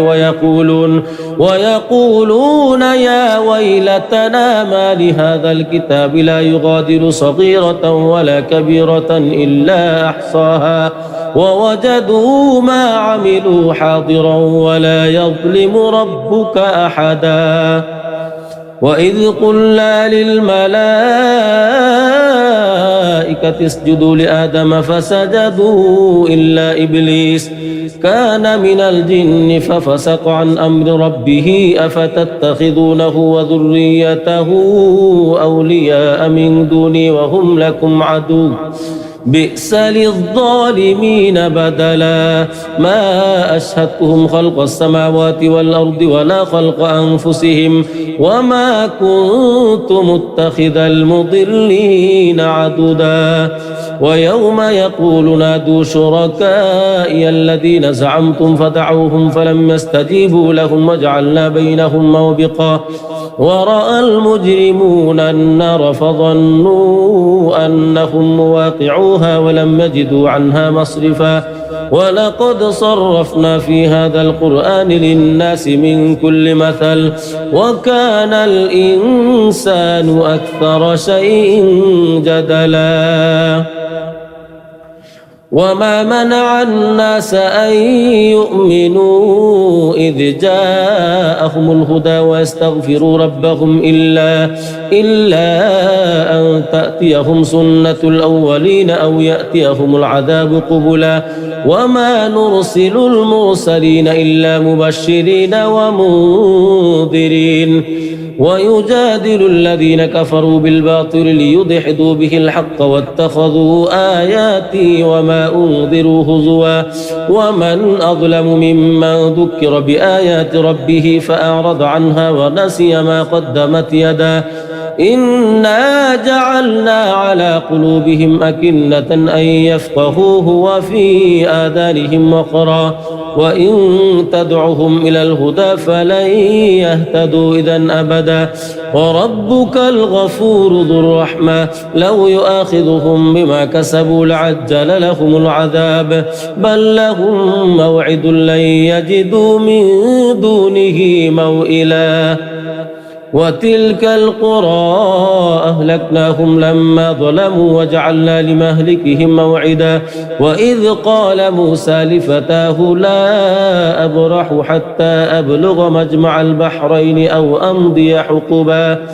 فلما بلغا مجمع بينهما نسيا حوتهما فاتخذ سبيله في البحر سربا فلما جاوزا قال لفتاه آتنا غداءنا لقد لقينا من سفرنا هذا نصبا قال أرأيت إذ أوينا إلى الصخرة فإني نسيت الحوت وما أنسانيه إلا الشيطان أن أذكره واتخذ سبيله في البحر عجبا قال ذلك ما كنا نبغ فارتدا على آثارهما قصصا فوجد عبدا من عبادنا آتيناه رحمة من عندنا وعلمناه من لدنا علما قال له موسى هل أتبعك على أن تعلمني مما علمت رشدا قال إنك لن تستطيع معي صبرا وكيف تصبر على ما لم تحط به خبرا قال ستجدني إن شاء الله صابرا ولا أعصي لك أمرا قال فإن اتبعتني فلا تسألني عن شيء حتى أحدث لك منه ذكرا فانطلقا حتى إذا ركبا في السفينة خرقها قال أخرقتها لتغرق أهلها لقد جئت شيئا إمرا قال ألم أقل إنك لن تستطيع معي صبرا قال لا تؤاخذني بما نسيت ولا ترهقني من أمري عسرا فانطلقا حتى إذا لقيا غلاما فقتله قال أقتلت نفسا زكية بغير نفس لقد جئت شيئا نكرا سبحان الذي أسرى بعبده ليلا من المسجد الحرام إلى المسجد الأقصى إلى المسجد الأقصى الذي باركنا حوله لنريه من آياتنا إنه هو السميع البصير وآتينا موسى الكتاب وجعلناه هدى لبني إسرائيل ألا تتخذوا من دوني وكيلا ذرية من حملنا مع نوح إنه كان عبدا شكورا وقضينا إلى بني إسرائيل في الكتاب لتفسدن في الأرض مرتين ولتعلن علوا كبيرا فإذا جاء وعد أولاهما بعثنا عليكم عبادا لنا أولي بأس شديد فجاسوا خلال الديار وكان وعدا مفعولا ثم رددنا لكم الكرة عليهم وأمددناكم بأموال وبنين وجعلناكم أكثر نفيرا إن أحسنتم أحسنتم لأنفسكم وإن أسأتم فلها فإذا جاء وعد الآخرة ليسوءوا وجوهكم وليدخلوا المسجد كما دخلوه أول مرة وليتبروا ما علوا تتبيرا عسى ربكم أن يرحمكم وإن عدتم عدنا وجعلنا جهنم للكافرين حصيرا إن هذا القرآن يهدي للتي هي أقوم ويبشر المؤمنين الذين يعملون الصالحات أن لهم أجرا كبيرا وأن الذين لا يؤمنون بالآخرة أعتدنا لهم عذابا أليما ويدعو الإنسان بالشر دعاءه بالخير وكان الإنسان عجولا وجعلنا الليل والنهار آيتين فمحونا آية الليل وجعلنا آية النهار مبصرة لتبتغوا فضلا من ربكم ولتعلموا عدد السنين والحساب وكل شيء فصلناه تفصيلا وكل إنسان ألزمناه طائره في عنقه ونخرج له يوم القيامة كتابا يلقاه منشورا اقرأ كتابك كفى بنفسك اليوم عليك حسيبا من اهتدى فإنما يهتدي لنفسه ومن ضل فإنما يضل عليها ولا تزر وازرة وزر أخرى وما كنا معذبين حتى نبعث رسولا وإذا أردنا أن نهلك قرية أمرنا متر فيها ففسقوا فيها فحق عليها القول فدمرناها تدميرا وكم أهلكنا من القرون من بعد نوح وكفى بربك بذنوب عباده خبيرا بصيرا من كان يريد العاجلة عجلنا له فيها ما نشاء لمن نريد ثم جعلنا له جهنم يصلاها مذموما مدحورا ومن أراد الآخرة وسعى لها سعيها وهو مؤمن فأولئك كان سعيهم مشكورا كلا نمد هؤلاء وهؤلاء من عطاء ربك وما كان عطاء ربك محظورا انظر كيف فضلنا بعضهم على بعض وللآخرة أكبر درجات وأكبر تفضيلا لا تجعل مع الله إلها آخر فتقعد مذموما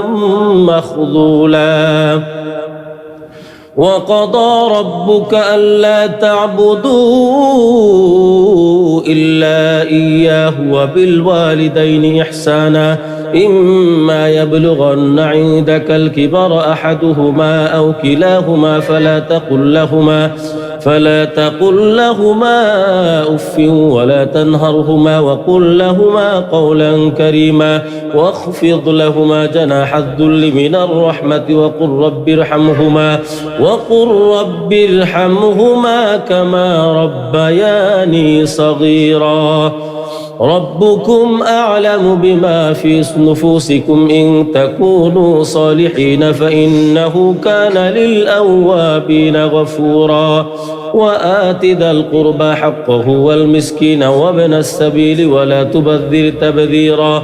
إن المبذرين كانوا إخوان الشياطين وكان الشيطان لربه كفورا وإما تعرضن عنهم ابتغاء رحمة من ربك ترجوها فقل لهم قولا ميسورا ولا تجعل يدك مغلولة إلى عنقك ولا تبسطها كل البسط فتقعد ملوما محسورا إن ربك يبسط الرزق لمن يشاء ويقدر إنه كان بعباده خبيرا بصيرا ولا تقتلوا أولادكم خشية إملاق نحن نرزقهم وإياكم إن قتلهم كان خطأ كبيرا ولا تقربوا الزنا إنه كان فاحشا وساء سبيلا ولا تقتلوا النفس التي حرم الله إلا بالحق ومن قتل مظلوما فقد جعلنا لوليه سلطانا فلا يسرف في القتل إنه كان منصورا ولا تقربوا مال اليتيم إلا بالتي هي أحسن حتى يبلغ أشده وأوفوا بالعهد إن العهد كان مسؤولا وأوفوا الكيل إذا كلتم وزنوا بالقسطاس المستقيم ذلك خير وأحسن تأويلا ولا تقف ما ليس لك به علم إن السمع والبصر والفؤاد كل أولئك كان عنه مسؤولا ولا تمش في الأرض مرحا إنك لن تخرق الأرض ولن تبلغ الجبال طولا كل ذلك كان سيئه عند ربك مكروها ذلك مما أوحى إليك ربك من الحكمة ولا تجعل مع الله إلها آخر فتلقى في جهنم ملوما مدحورا أفأصفاكم ربكم بالبنين واتخذ من الملائكة إناثا إنكم لتقولون قولا عظيما ولقد صرفنا في هذا القرآن ليذكروا وما يزيدهم إلا نفورا قل لو كان معه آلهة كما يقولون إذا لابتغوا إلى ذي العرش سبيلا سبحانه وتعالى عما يقولون علوا كبيرا تسبح له السماوات السبع والأرض ومن فيهن وإن من شيء إلا يسبح بحمده ولكن لا تفقهون تسبيحهم إنه كان حليما غفورا وإذا قرأت القرآن جعلنا بينك وبين الذين لا يؤمنون بالآخرة حجابا مستورا وجعلنا على قلوبهم أكنة أن يفقهوه وفي آذانهم وقرا وإذا ذكرت ربك في القرآن وحده ولوا على أدبارهم نفورا نحن أعلم بما يستمعون به إذ يستمعون إليك وإذ هم نجوى إذ يقول الظالمون إن تتبعون إلا رجلا مسحورا انظر كيف ضربوا لك الأمثال فضلوا فلا يستطيعون سبيلا وقالوا أئذا كنا عظاما ورفاتا أئنا لمبعوثون خلقا جديدا قل كونوا حجارة أو حديدا أو خلقا مما يكبر في صدوركم فسيقولون من يعيدنا قل الذي فطركم أول مرة فسينغضون إليك رؤوسهم ويقولون متاه قل عسى أن يكون قريبا يوم يدعوكم فتستجيبون بحمده وتظنون إن لبثتم إلا قليلا وقل لعبادي يقولوا التي هي أحسن إن الشيطان ينزغ بينهم إن الشيطان كان للإنسان عدوا مبينا ربكم أعلم بكم إن يشأ يرحمكم أو إن يشأ يعذبكم وما أرسلناك عليهم وكيلا وربك أعلم بمن في السماوات والأرض ولقد فضلنا بعض النبيين على بعض وآتينا داود زبورا قل ادعوا الذين زعمتم من دونه فلا يملكون كشف الضر عنكم ولا تحويلا أولئك الذين يدعون يبتغون إلى ربهم الوسيلة أيهم أقرب ويرجون رحمته ويخافون عذابه إن عذاب ربك كان محظورا وإن من قرية إلا نحن مهلكوها قبل يوم القيامة أو معذبوها عذابا شديدا كان ذلك في الكتاب مسطورا وما منعنا أن نرسل بالآيات إلا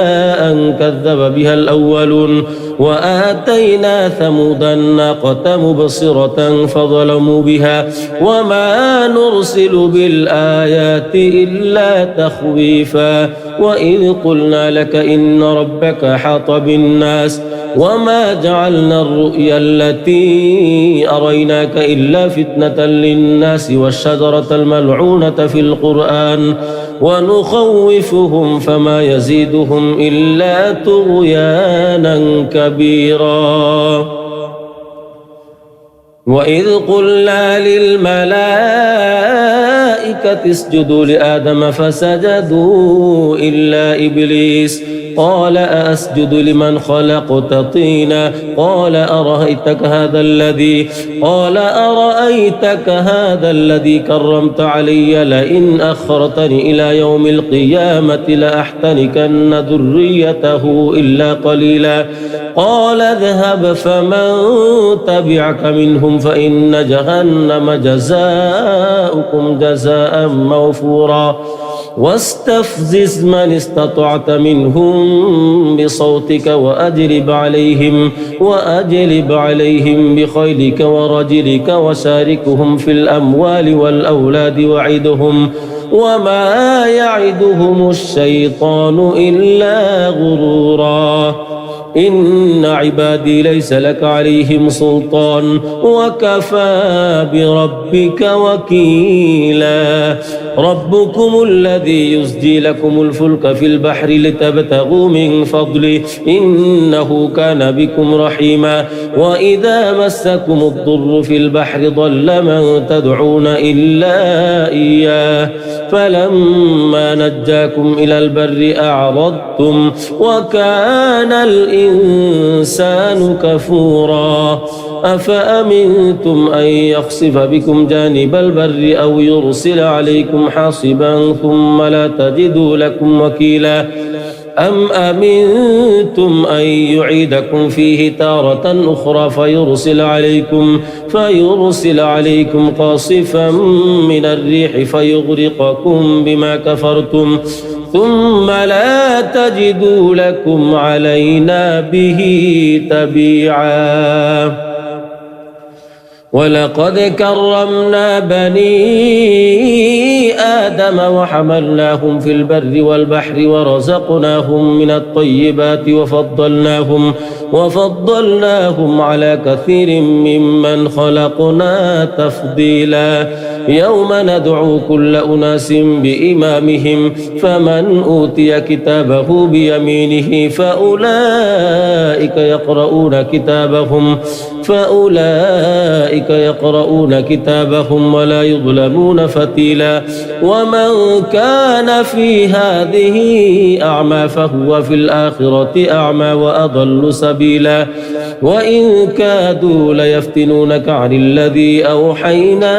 إليك لتفتري علينا غيره وإذا لاتخذوك خليلا ولولا أن ثبتناك لقد كدت تركن إليهم شيئا قليلا إذا لأذقناك ضعف الحياة وضعف الممات ثم لا تجد لك علينا نصيرا وإن كادوا ليستفزونك من الأرض ليخرجوك منها وإذا لا يلبثون خلافك إلا قليلا سنة من قد أرسلنا قبلك من رسلنا ولا تجد لسنتنا تحويلا أقم الصلاة لدلوك الشمس إلى غسق الليل وقرآن الفجر إن قرآن الفجر كان مشهودا ومن الليل فتهجد به نافلة لك عسى أن يبعثك ربك مقاما محمودا وقل رب أدخلني مدخل صدق وأخرجني مخرج صدق واجعل لي من لدنك سلطانا نصيرا وقل جاء الحق وزهق الباطل إن الباطل كان زهوقا وننزل من القرآن ما هو شفاء ورحمة للمؤمنين ولا يزيد الظالمين إلا خسارا وإذا أنعمنا على الإنسان أعرض ونأى بجانبه وإذا مسه الشر كان يئوسا قل كل يعمل على شاكلته فربكم أعلم بمن هو أهدى سبيلا ويسألونك عن الروح قل الروح من أمر ربي وما أوتيتم من العلم إلا قليلا ولئن شئنا لنذهبن بالذي أوحينا إليك ثم لا تجد لك به علينا وكيلا إلا رحمة من ربك إن فضله كان عليك كبيرا قل لئن اجتمعت الإنس والجن على أن يأتوا بمثل هذا القرآن لا يأتون بمثله ولو كان بعضهم لبعض ظهيرا ولقد صرفنا للناس في هذا القرآن من كل مثل فأبى أكثر الناس إلا كفورا وقالوا لن نؤمن لك حتى تفجر لنا من الأرض ينبوعا أو تكون لك جنة من نخيل وعنب فتفجر الأنهار خلالها تفجيرا أو تسقط السماء كما زعمت علينا كسفا أو تأتي بالله والملائكة قبيلا أو يكون لك بيت من زخرف أو ترقى في السماء ولن نؤمن لرقيك حتى تنزل علينا كتابا نقرأه قل سبحان ربي هل كنت إلا بشرا رسولا وما منع الناس أن يؤمنوا إذ جاءهم الهدى إلا أن قالوا أبعث الله بشرا رسولا قل لو كان في الأرض ملائكة يمشون مطمئنين لنزلنا عليهم من السماء ملكا رسولا قل كفى بالله شهيدا بيني وبينكم إنه كان بعباده خبيرا بصيرا من يهد الله فهو المهتد ومن يضلل فلن تجد لهم أولياء من دونه ونحشرهم يوم القيامة على وجوههم عميا وبكما وصما مأواهم جهنم كلما خبت زدناهم سعيرا ذلك جزاؤهم بأنهم كفروا بآياتنا وقالوا أئذا كنا عظاما ورفاتا أئنا لمبعوثون خلقا جديدا أولم يروا أن الله الذي خلق السماوات والأرض قادر على أن يخلق مثلهم وجعل لهم أجلا لا ريب فيه فأبى الظالمون إلا كفورا قل لو أنتم تملكون خزائن رحمة ربي إذا لأمسكتم خشية الإنفاق وكان الإنسان قتورا ولقد آتينا موسى 9 آيات بينات فاسأل بني إسرائيل إذ جاءهم فقال له فرعون إني لأظنك يا موسى مسحورا قال لقد علمت ما أنزل هؤلاء إلا رب السماوات والأرض بصائر وإني لأظنك يا فرعون مثبورا فأراد أن يستفزهم من الأرض فأغرقناه ومن معه جميعا وقلنا من بعده لبني إسرائيل اسكنوا الأرض فإذا جاء وعد الآخرة جئنا بكم لفيفا وبالحق أنزلناه وبالحق نزل وما أرسلناك إلا مبشرا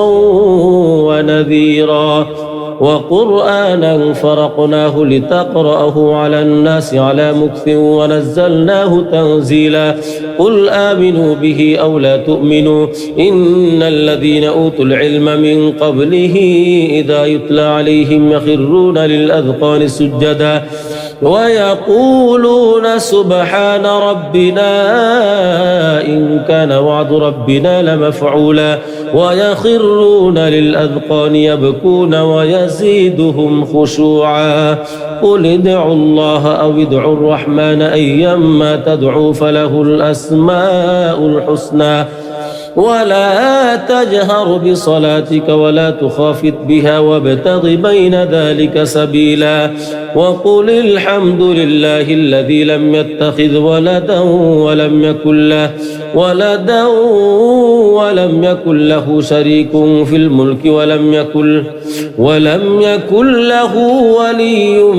من الذل وكبره تكبيرا بسم الله الرحمن الرحيم الحمد لله الذي أنزل على عبده الكتاب ولم يجعل له عوجا قيما لينذر بأسا شديدا من لدنه ويبشر المؤمنين الذين يعملون الصالحات أن لهم أجرا حسنا ماكثين فيه أبدا وينذر الذين قالوا اتخذ الله ولدا ما لهم به من علم ولا لآبائهم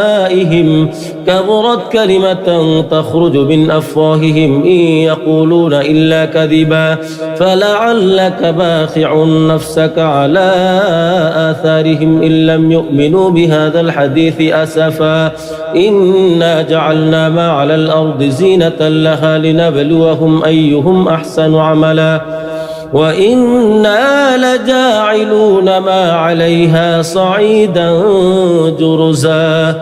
أم حسبت أن أصحاب الكهف والرقيم كانوا من آياتنا عجبا إذ أوى الفتية إلى الكهف فقالوا ربنا آتنا من لدنك رحمة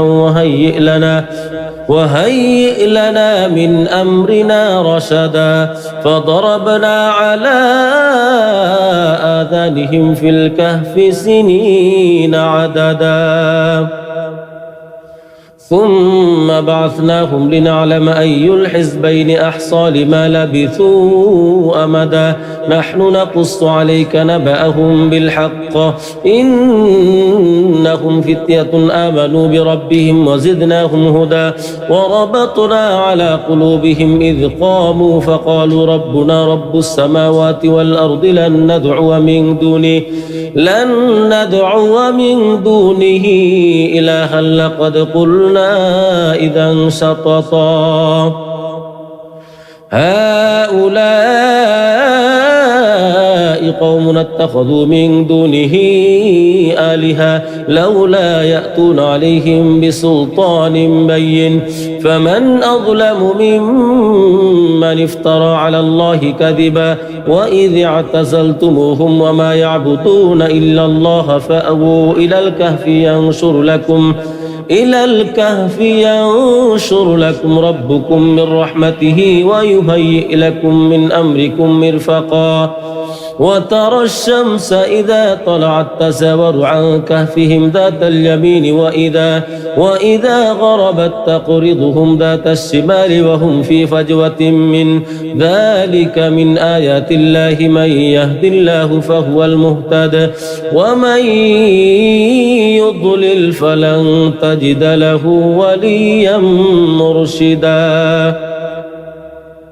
وتحسبهم أيقاظا وهم رقود ونقلبهم ذات اليمين وذات الشمال وكلبهم باسط ذراعيه بالوصيد لو اطلعت عليهم لوليت منهم فرارا ولملئت منهم رعبا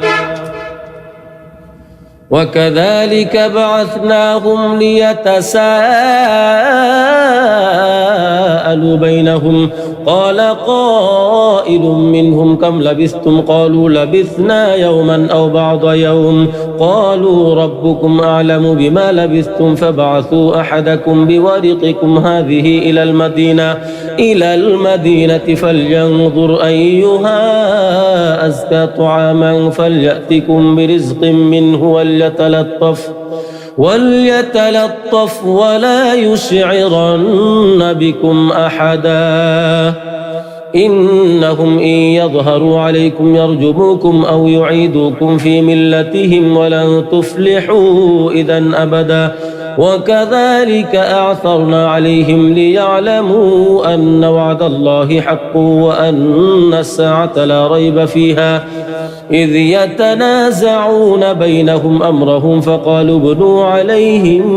بنيانا ربهم أعلم بهم قال الذين غلبوا على أمرهم لنتخذن عليهم مسجدا سيقولون ثلاثة رابعهم كلبهم ويقولون خمسة سادسهم كلبهم رجما بالغيب ويقولون سبعة وثامنهم كلبهم قل ربي أعلم بعدتهم ما يعلمهم إلا قليل فلا تمار فيهم إلا مراء ظاهرا ولا تستفت فيهم منهم أحدا ولا تقولن لشيء إني فاعل ذلك غدا إلا أن يشاء الله واذكر ربك إذا نسيت وقل عسى أن يهديني ربي لأقرب من هذا رشدا ولبثوا في كهفهم 300 سنين وازدادوا 9 قل الله أعلم بما لبثوا له غيب السماوات والأرض أبصر به وأسمع ما لهم من دونه من ولي ولا يشرك في حكمه أحدا واتل ما أوحي إليك من كتاب ربك لا مبدل لكلماته ولن تجد من دونه ملتحدا واصبر نفسك مع الذين يدعون ربهم بالغداة والعشي يريدون وجهه ولا تعد عيناك عنهم تريد زينة الحياة الدنيا ولا تطع من أغفلنا قلبه عن ذكرنا واتبع هواه وكان أمره فرطا وقل الحق من ربكم فمن شاء فليؤمن ومن شاء فليكفر إنا أعتدنا للظالمين نارا أحاط بهم سرادقها وإن يستغيثوا يغاثوا بماء كالمهل يشوي الوجوه بئس الشراب وساءت مرتفقا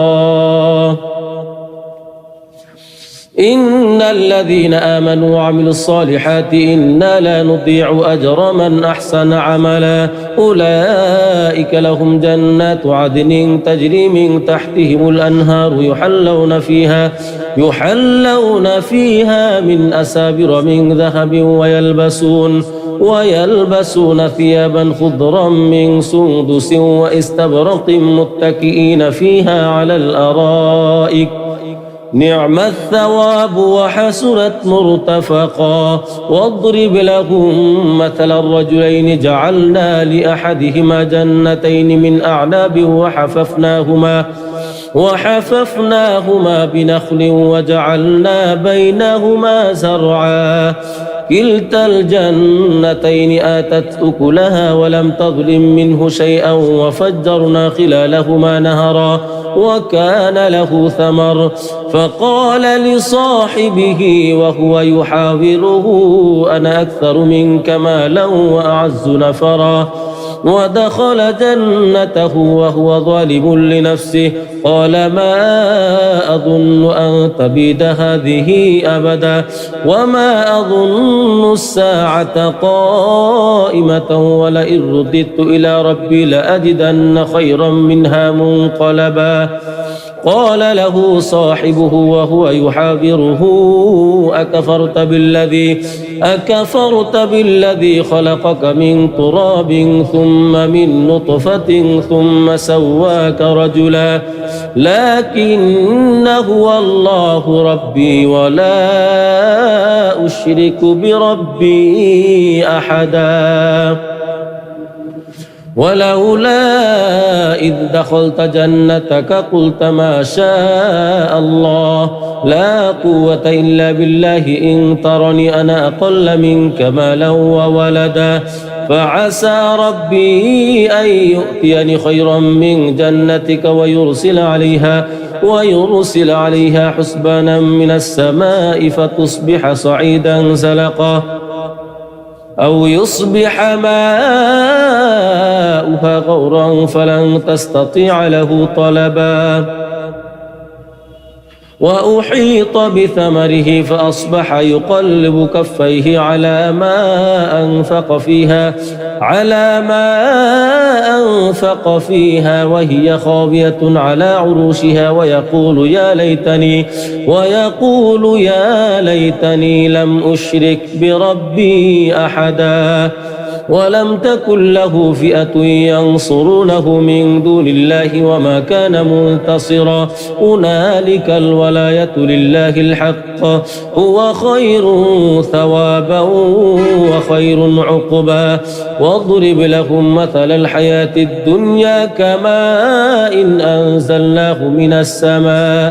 من السماء فاختلط به نبات الأرض فأصبح هشيما تذروه الرياح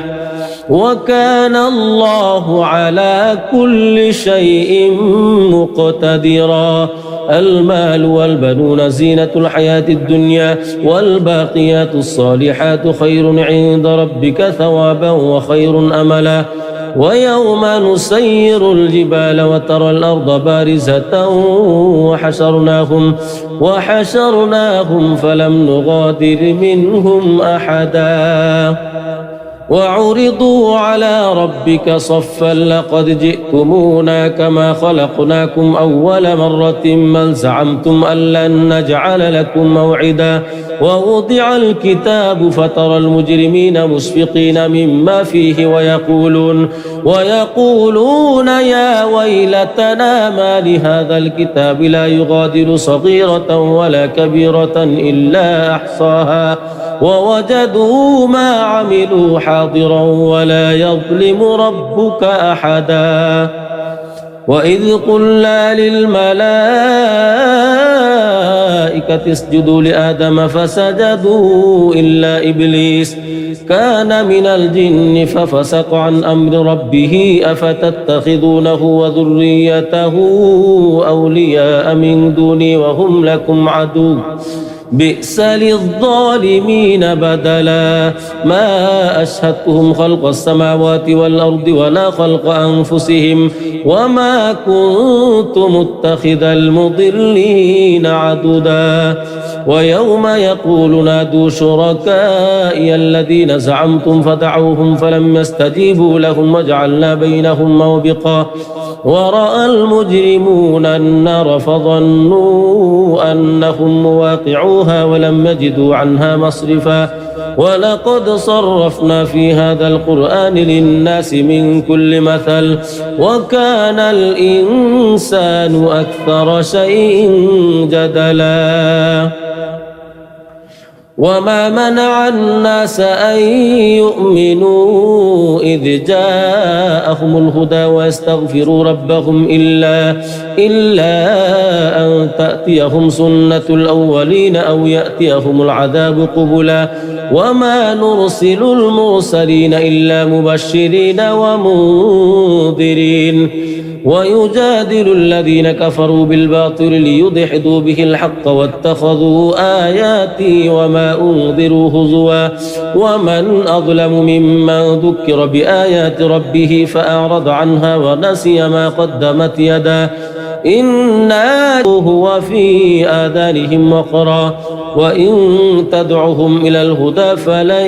يهتدوا إذن أبدا وربك الغفور ذو الرحمة لو يؤاخذهم بما كسبوا لعجل لهم العذاب بل لهم موعد لن يجدوا من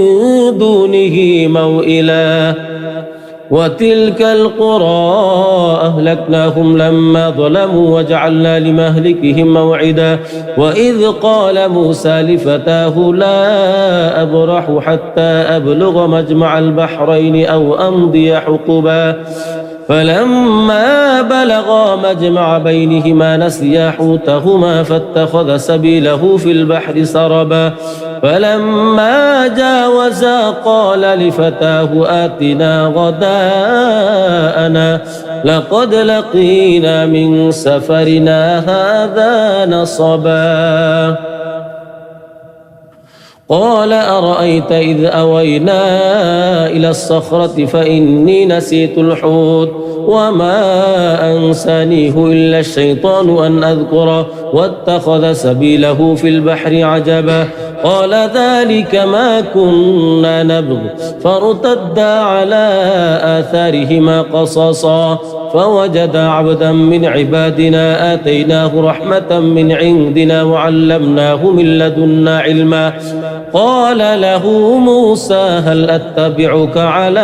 أن تعلمني مما علمت رشدا قال إنك لن تستطيع معي صبرا وكيف تصبر على ما لم تحط به خبرا قال ستجدني إن شاء الله صابرا ولا أعصي لك أمرا قال فإن اتبعتني فلا تسألني عن شيء حتى أحدث لك منه ذكرا فانطلقا حتى إذا ركبا في السفينة خرقها قال أخرقتها لتغرق أهلها لقد جئت شيئا إمرا قال ألم أقل إنك لن تستطيع معي صبرا قال لا تؤاخذني بما نسيت ولا ترهقني من أمري عسرا فانطلقا حتى إذا لقيا غلاما فقتله قال أقتلت نفسا زكية بغير نفس لقد جئت شيئا نكرا سبحان الذي أسرى بعبده ليلا من المسجد الحرام إلى المسجد الأقصى الذي باركنا حوله لنريه من آياتنا إنه هو السميع البصير وآتينا موسى الكتاب وجعلناه هدى لبني إسرائيل ألا تتخذوا من دوني وكيلا ذرية من حملنا مع نوح إنه كان عبدا شكورا وقضينا إلى بني إسرائيل في الكتاب لتفسدن في الأرض مرتين ولتعلن علوا كبيرا فإذا جاء وعد أولاهما بعثنا عليكم عبادا لنا أولي بأس شديد فجاسوا خلال الديار وكان وعدا مفعولا ثم رددنا لكم الكرة عليهم وأمددناكم بأموال وبنين وجعلناكم أكثر نفيرا إن أحسنتم أحسنتم لأنفسكم وإن أسأتم فلها فإذا جاء وعد الآخرة ليسوءوا وجوهكم وليدخلوا المسجد كما دخلوه أول مرة وليتبروا ما علوا تتبيرا عسى ربكم أن يرحمكم وإن عدتم عدنا وجعلنا جهنم للكافرين حصيرا إن هذا القرآن يهدي للتي هي أقوم ويبشر المؤمنين الذين يعملون الصالحات أن لهم أجرا كبيرا وأن الذين لا يؤمنون بالآخرة أعتدنا لهم عذابا أليما ويدعو الإنسان بالشر دعاءه بالخير وكان الإنسان عجولا وجعلنا الليل والنهار آيتين فمحونا آية الليل وجعلنا آية النهار مبصرة لتبتغوا فضلا من ربكم ولتعلموا عدد السنين والحساب وكل شيء فصلناه تفصيلا وكل إنسان ألزمناه طائره في عنقه ونخرج له يوم القيامة كتابا يلقاه منشورا اقرأ كتابك كفى بنفسك اليوم عليك حسيبا من اهتدى فإنما يهتدي لنفسه ومن ضل فإنما يضل عليها ولا تزر وازرة وزر أخرى وما كنا معذبين حتى نبعث رسولا وإذا أردنا أن نهلك قرية أمرنا متر فيها ففسقوا فيها فحق عليها القول فدمرناها تدميرا وكم أهلكنا من القرون من بعد نوح وكفى بربك بذنوب عباده خبيرا بصيرا من كان يريد العاجلة عجلنا له فيها ما نشاء لمن نريد ثم جعلنا له جهنم يصلاها مذموما مدحورا ومن أراد الآخرة وسعى لها سعيها وهو مؤمن فأولئك كان سعيهم مشكورا كلا نمد هؤلاء وهؤلاء من عطاء ربك وما كان عطاء ربك محظورا انظر كيف فضلنا بعضهم على بعض وللآخرة أكبر درجات وأكبر تفضيلا لا تجعل مع الله إلها آخر فتقعد مذموما مخذولا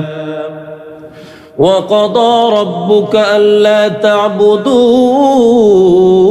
إلا إياه وبالوالدين إحسانا إما يبلغن عندك الكبر أحدهما أو كلاهما فلا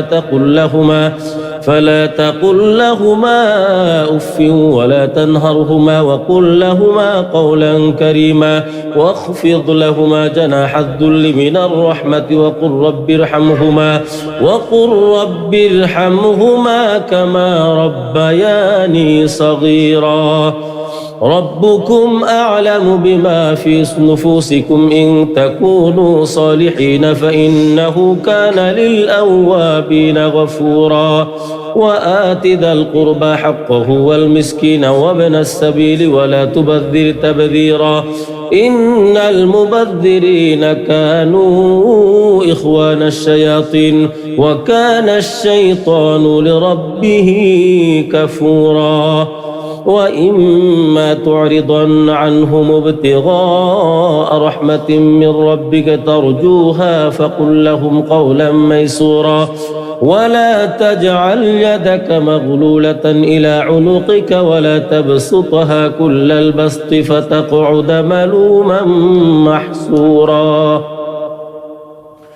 إن ربك يبسط الرزق لمن يشاء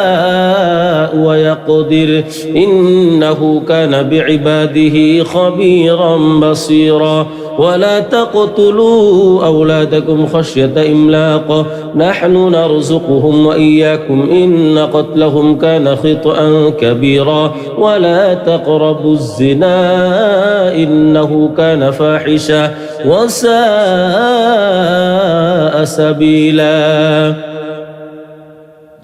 ولا تقتلوا النفس التي حرم الله إلا بالحق ومن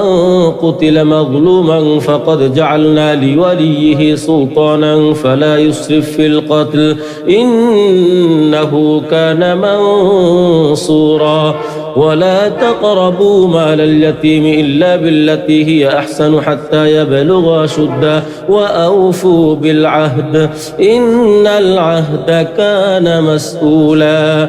وأوفوا الكيل إذا كلتم وزنوا بالقسطاس المستقيم ذلك خير وأحسن تأويلا ولا تقف ما ليس لك به علم إن السمع والبصر والفؤاد كل أولئك كان عنه مسؤولا ولا تمش في الأرض مرحا إنك لن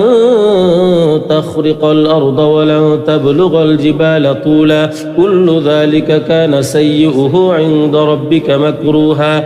ذلك مما أوحى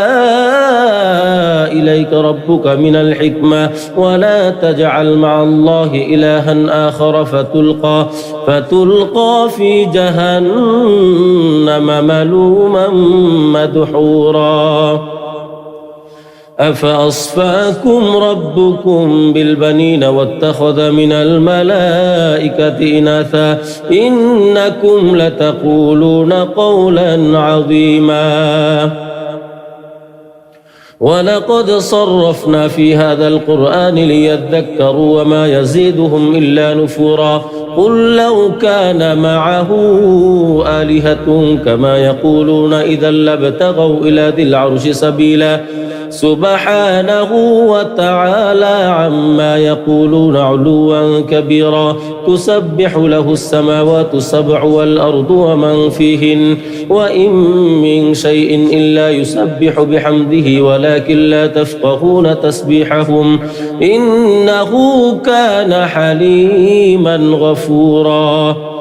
وإذا قرأت القرآن جعلنا بينك وبين الذين لا يؤمنون بالآخرة حجابا مستورا وجعلنا على قلوبهم أكنة أن يفقهوه وفي آذانهم وقرا وإذا ذكرت ربك في القرآن وحده ولوا على أدبارهم نفورا نحن أعلم بما يستمعون به إذ يستمعون إليك وإذ هم نجوى إذ يقول الظالمون إن تتبعون إلا رجلا مسحورا انظر كيف ضربوا لك الأمثال فضلوا فلا يستطيعون سبيلا وقالوا أئذا كنا عظاما ورفاتا أئنا لمبعوثون خلقا جديدا قل كونوا حجارة أو حديدا أو خلقا مما يكبر في صدوركم فسيقولون من يعيدنا قل الذي فطركم أول مرة فسينغضون إليك رؤوسهم ويقولون متاه قل عسى أن يكون قريبا يوم يدعوكم فتستجيبون بحمده وتظنون إن لبثتم إلا قليلا وقل لعبادي يقول التي هي أحسن إن الشيطان ينزغ بينهم إن الشيطان كان للإنسان عدوا مبينا ربكم أعلم بكم إن يشأ يرحمكم أو إن يشأ يعذبكم وما أرسلناك عليهم وكيلا وربك أعلم بمن في السماوات والأرض ولقد فضلنا بعض النبيين على بعض وآتينا داود زبورا قل ادعوا الذين زعمتم من دونه فلا يملكون كشف الضر عنكم ولا تحويلا أولئك الذين يدعون يبتغون إلى ربهم الوسيلة أيهم أقرب ويرجون رحمته ويخافون عذابه إن عذاب ربك كان محظورا وإن من قرية إلا نحن مهلكوها قبل يوم القيامة أو معذبوها عذابا شديدا كان ذلك في الكتاب مسطورا وما منعنا أن نرسل بالآيات إلا